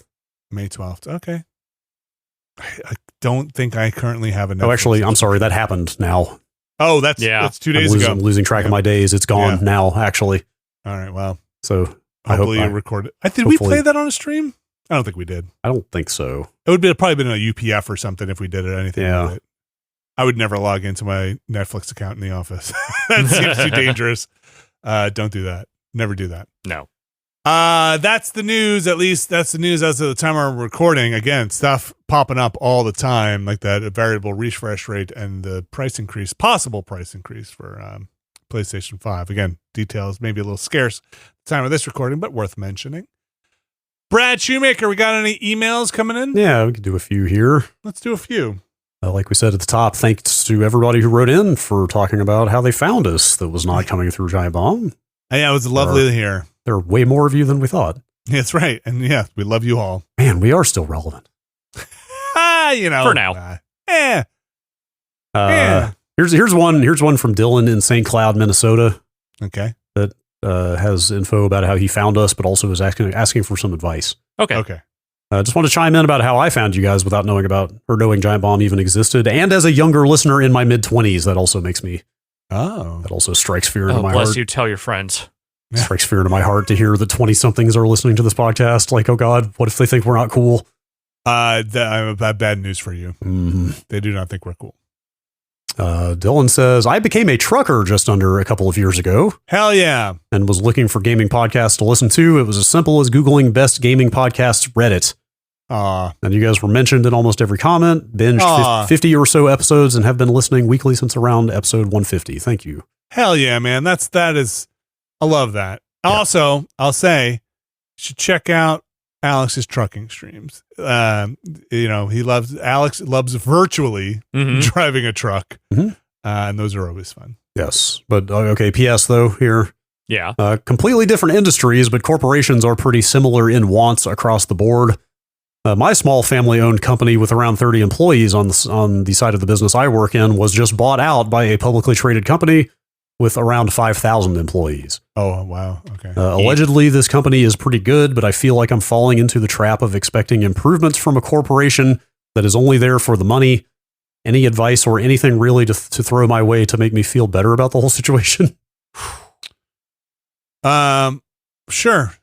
Okay. Without being very to feel cynical, better, Vinny. Yeah, and I'm not gonna be cynical. I'll be straight up. Like, I would really take advantage of whatever benefits they might offer as being part of a corporation. Gym memberships, healthcare, dental, whatever little weird benefit. Sometimes there are benefits you don't even know as big corporations go. Like, dig in. They might have reward stuff. They might have vacation stuff you might not even know, like discounts on phones. All of those weird corporate benefits that they get from being a publicly traded company or something that has a lot of people that trickle down. 401k matching, retirement plan matching, if they have it, take advantage of it. Like, these are the things as a smaller business or an incredibly small business that some of those things I miss. Those are like, basically get what you can out of that corporation for what you're giving back to them, like as much as you can. And some of those things are sometimes a little buried in there. And I don't know how it works when you're a part of a company that has been bought by that company, how you feel about that. But, my 2 cents would be, this is hard. This is definitely like a, maybe do as I say, not as I do thing, but know your boundaries, right? Know your boundaries and know who is in charge of your life, and it's you, and they're going to make money from you. Know your deal with them. You work for them, but they should pay you, and you don't have to give your life over to them. They might ask you to. But they should pay you. I really want to emphasize that part. They should be paying you. If they're not paying you, that's a problem. It's probably in some kind of thing where they should be. I don't know. You guys have anything else? It's really like kind of know your boundaries, right? Yeah. I think that's so. where I lean. Yeah. Because like my 2 cents with the corporation stuff is like they just don't always have loyalty to the employees, but you might feel like you're really trying to make it a better place, and I don't know. I don't think that's reciprocal. Yeah, you may just find yourself meeting a brick wall in that case. Yeah. Big company is not your friend, although, frankly, I think that's a healthy attitude to cultivate about any employer. Yeah. Companies exist to make a profit, right? Mostly. At least corporations definitely do. Corpse. So yeah, good luck, and get those bennies, baby. Get those free bagels when they offer them. Also, I want to hear more trucking stories. I love. Respect the trucking industry. I would have loved to get free bagels. Got free bagels. But the rest of the fucking building descended on the bagels every Friday, even though they came out of our budget. Like, do you know how many people I saw that I like literally I know for a fact do not work on one that you only ever saw on that floor on Friday morning? Motherfuckers. Look, you put free bagels within range that people are going to find their way to them. Which again, if they were company-wide bagels, fine. But again, they were like our department was paying for those. And you know what? You should stand up. If these bagels were on the marketing floor, they're sure as hell going to tell you to go back to your gaming floor. Oh, yeah. 100%.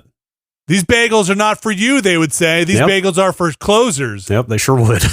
The only saving grace is that the bagels there sucked.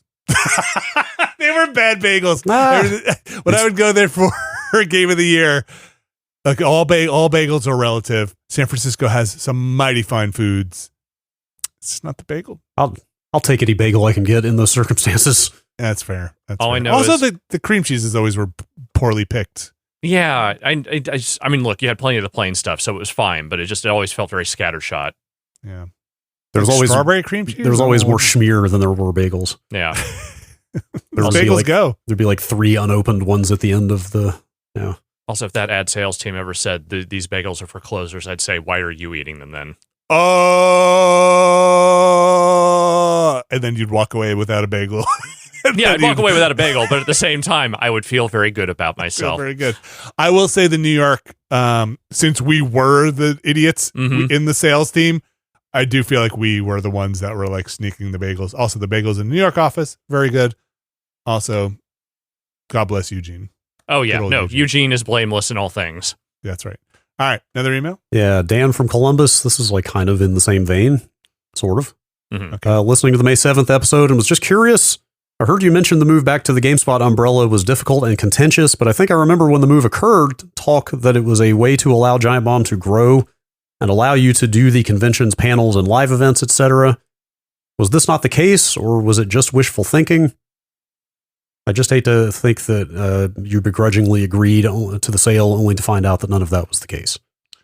This was the RV sale? No. This was coming back from whiskey to CBS. Oh, this was the whiskey to CBS. Yes. I mean, both of those things can be true. Yeah. Yes. There's 2 things there. I mean, there's when you're a small company, like your budget is necessarily a subset of your revenue, right? Like you can't spend more than you're bringing in when you're a little company. I mean, you definitely could, but you're not going to last very long. Yeah. Okay, you shouldn't is what I mean. Yes, you ought not.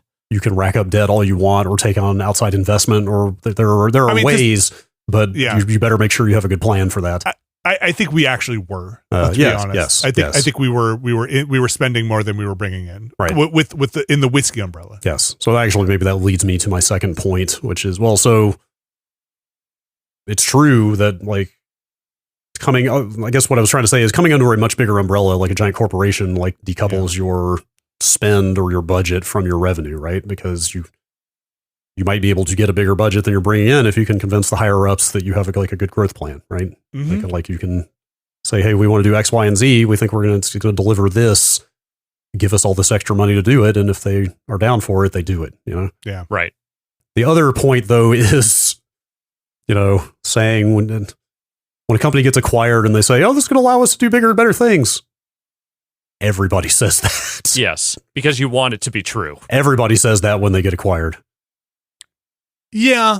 That was the case. No, I'm not saying it wasn't true in our case, but what I'm talking about is like you see and I'm thinking much more of like big fucking money acquisitions of like tech properties and stuff like that. Like the founders in the, somebody who's about to walk away with $400 million from selling their company is always going to say, oh, this is going to let us do all kinds of new stuff. What the opportunities are endless. And then layoffs. They will be out the door the second their retention clause is up and they get all that money.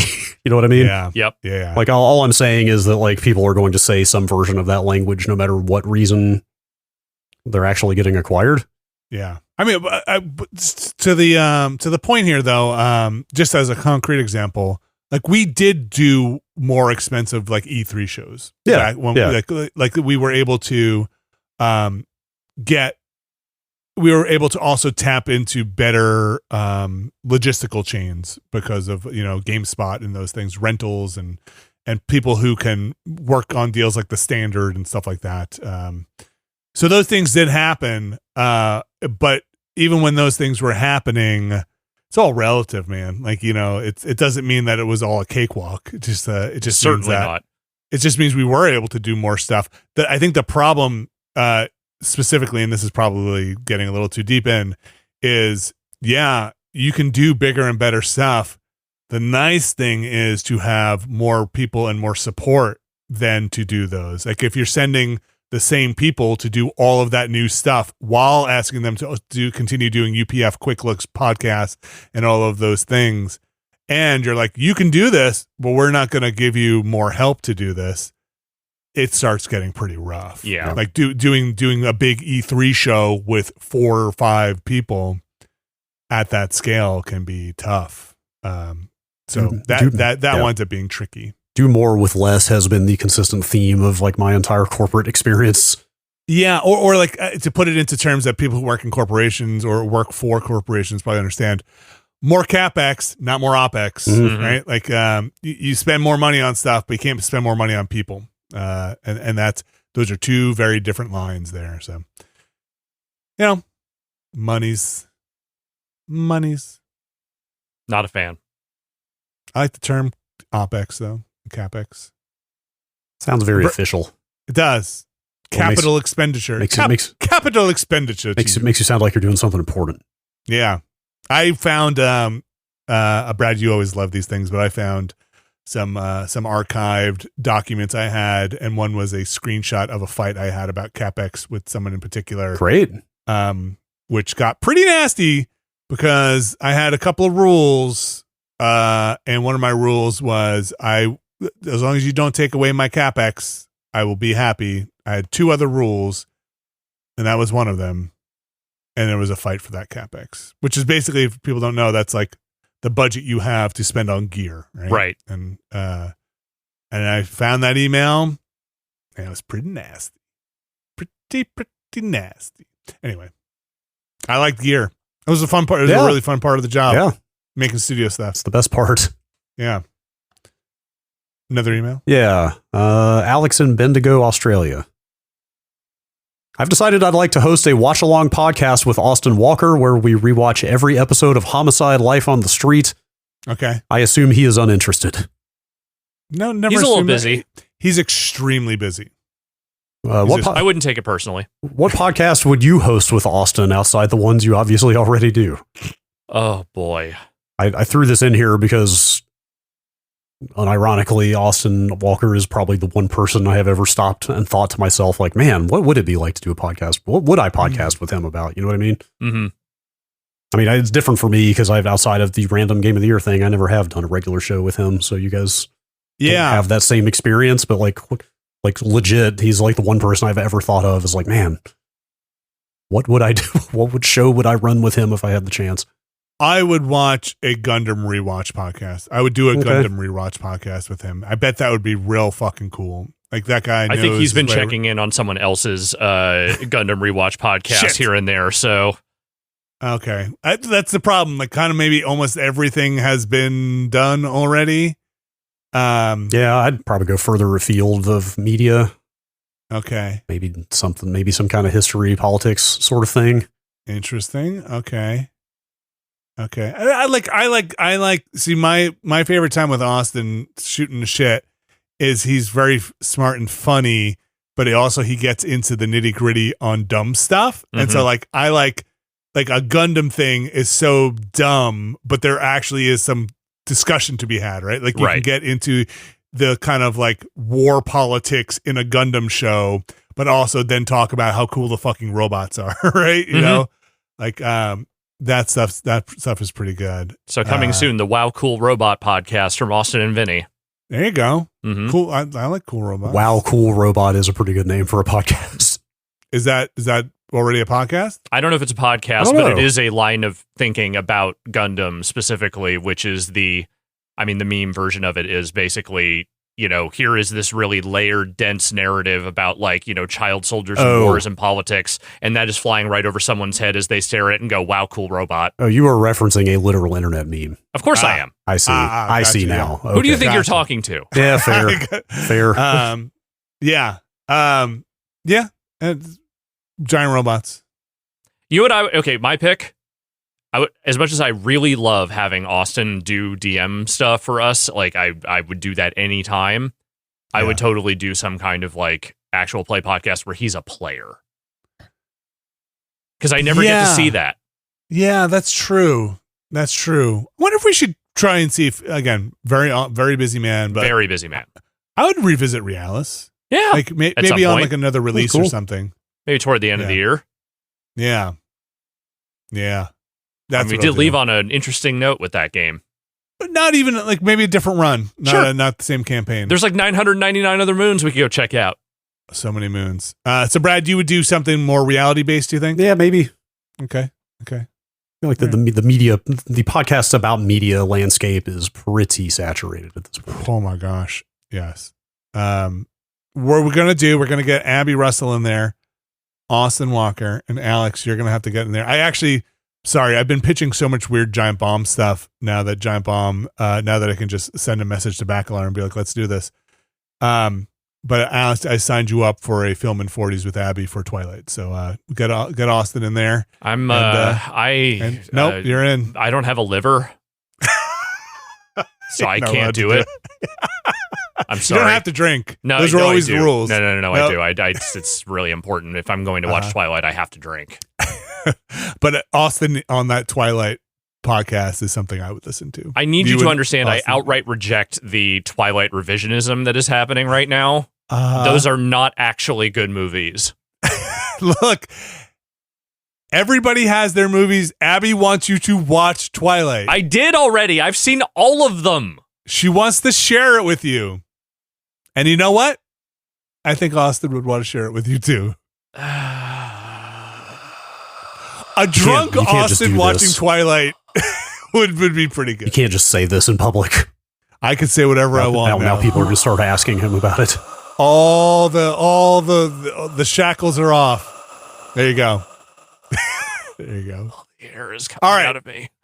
We got there is no Alex left. Please, any other emails here, Brad? I don't know. You want to call it? I know you've got a hard stop. Should we call it there? I do have to go and go to a middle school concert in a little bit. How about one more? One more email. We give the folks, look, these people come. They come from all over. One more email. The French horns can wait. You want to hear about spoilers? Okay. Joshua wrote in about that spoiler study. Oh yeah. The one where the one in my head goes, well, some people, this study showed that people are more entertained by something if they have a spoiler. Yeah. Joshua wrote in, I am a media psychologist with a focus on video games. Hell yeah. You're booked. The original finding is that, quote, spoilers don't spoil stories. People who had been told the ending of a story reported enjoying it just as much as those who didn't. Mm-hmm. Okay. Crucially, they did not know they were being spoiled. They were just naturalistically told the story's ending at the beginning of the story. Interesting. Is that? So, I'm not sure I know the difference there. That reads to me like maybe it was some sort of flashback sort of framing or something of like you kind of saw the events of the ending at the beginning or something like that. Yeah. Something where it was like part of the intended storytelling to tell you the ending up front. Right, felt integrated into the narrative. Yeah, he says think Shakespearean or ancient Greek plays. So yes, that seems very much like the ending up front was built into the actual story, which is different, I think. Yes, if someone knew they were having a story spoiled, they might report liking it less. Later research found that this finding, like most findings, changes based on certain aspects of personality. Specifically, one's need for affect determines whether spoilers bother them. Need for affect is your interest in, attraction to, appreciation for emotional information and experiences. So I'm sorry, can you read that again? I need to know exactly what need for affect is. Need for affect is your appreciation for emotional information and experiences. Do we not all have a need, or is it a scale? Like what your scale? It's probably. Okay. I mean, this sounds like a scale. So people who value emotional reactions to stories highly, yes, okay. In this case, the emotion of surprise, yes, are bothered by spoilers. They enjoy the story less. Those lower in need for affect are not bothered by spoilers. Well, I just figured out the podcast I'm doing with Austin. It's called Need for Affleck, and we just watch every Ben Affleck movie. But we spoil it. We spoil it up front. I'm so angry. And we spoil them up front, and then we work backwards from there. How do we recover from this? We cannot. Unrecoverable. Like everybody has a deep-seated need for Affleck. Okay. Whether they know it or not. Hey, spoilers. It doesn't end well. Speaking of redemption tours, I don't think that Affleck ever needed to be like redeemed, but there's like a. What is the like lighter version of somebody being redeemed? Like Alex, I'm looking at you here. Like not that they needed to be redeemed in the first place, but public opinion starts turning on them. It's like the what's his name that's trying to live forever? The crazy Brian Johnson. I think that's his name. The crazy rich guy that's like showing off bags of his own plasma to try to make himself immortal and everything. Right. You know, like he never did anything that was like super duper offensive, but still, like the internet has started some like it's like a face turn almost. Does that make sense? Yeah.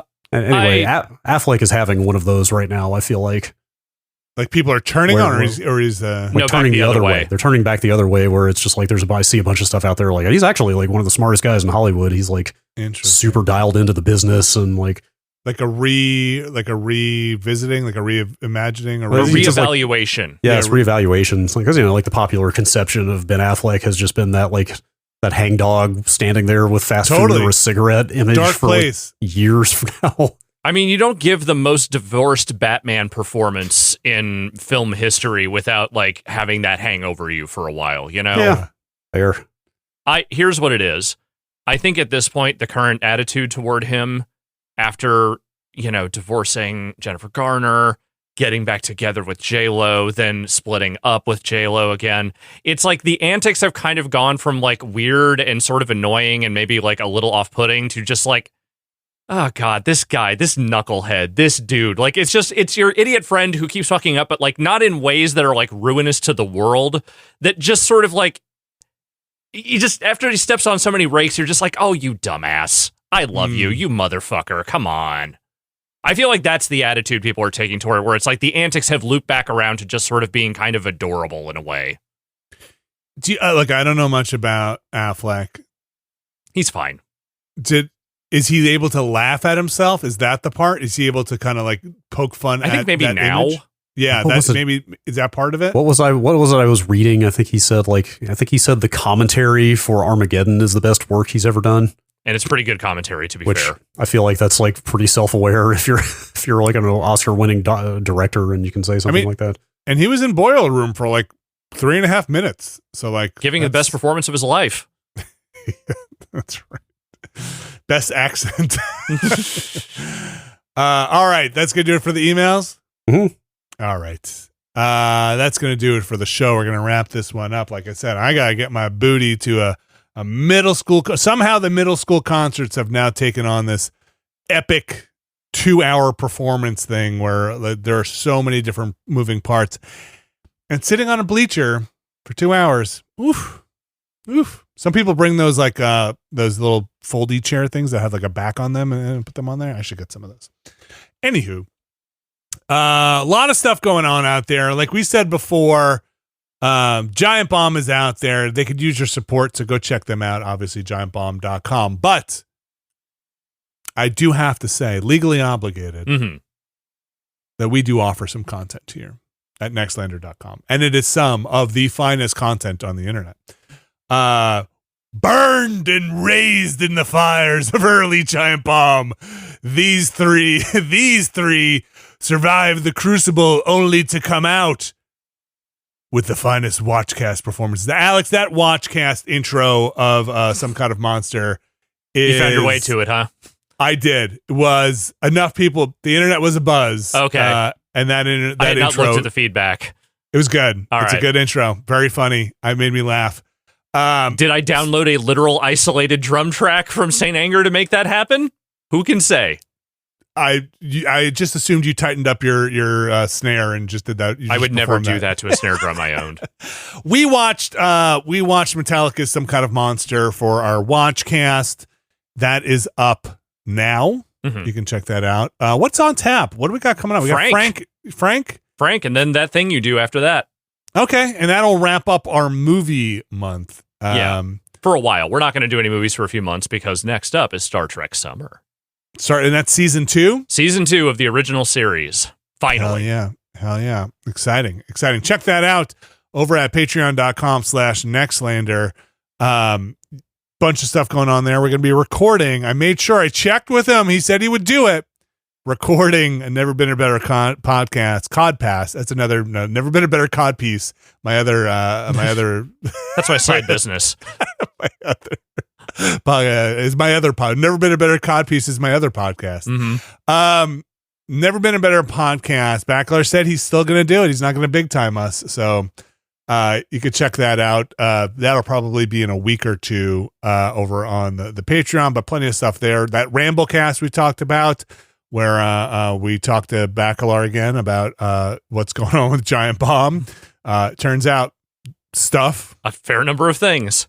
That's over on the Patreon.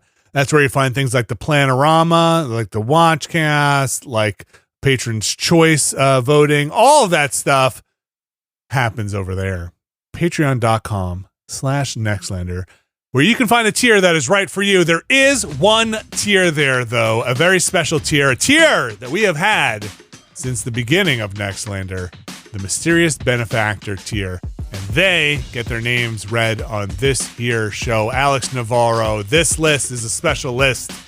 Would you mind reading our Mysterious Benefactors for this week? I sure can. Our Mysterious Benefactors for this week are Sean Miller, Zach Platinumed Plumbers Don't Wear Ties, RRE, Alpha Rhythm, Infelicitous Rips, David L., Kelly F., Brian Lucier, Skywarp, Jason Grimm, John Hubbard, NXL Retirement Fund, Evan Cook, Mark Wilhelm, Jerry Lee, Deirdre's Final Fantasy XIV Static is Recruiting, Gary Pejke, Pugtato Only Has Eyes for Gabriel Knight 3, Bunny Fiend for FIA President, Jad Rita, Statics, Brian Murphy, Randy Duax, Randy Alderson, Andrew Tiebkin, Alex Wu, It Me JP, Edward Chick, Andrew Slosky, Steve Lynn, Matthew Herrig, David Campos, Jack Mehoff, and Tyler Treese. Skirting the line there. We're getting close. We're getting naughty. Ribald. Did the Simpsons ever do a Jack Mehoff? I feel like that was maybe not Is that something too you close? could get away with on network television at 8 p.m. on a Sunday when that show was something I was watching regularly. It's probably more Jerky Boys, right? These days, all bets are off. They go wherever they want. Yeah.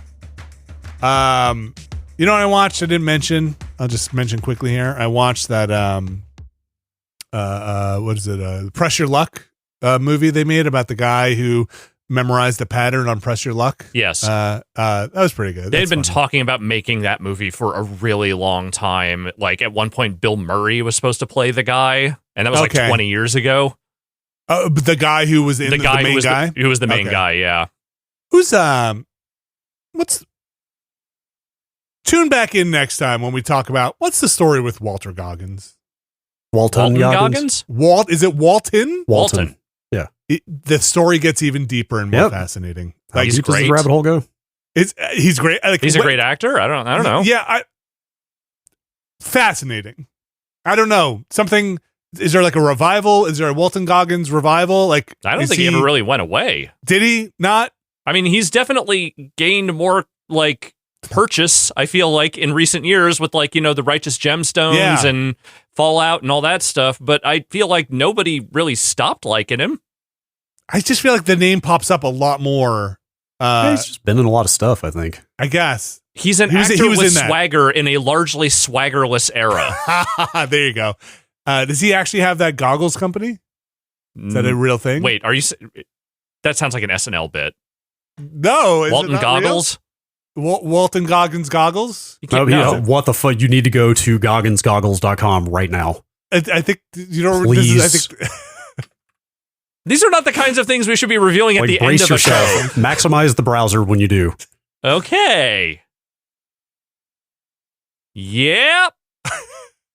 There's just like a full screen embedded video of him in these I think extremely high performance tactical wraparound strapped goggles.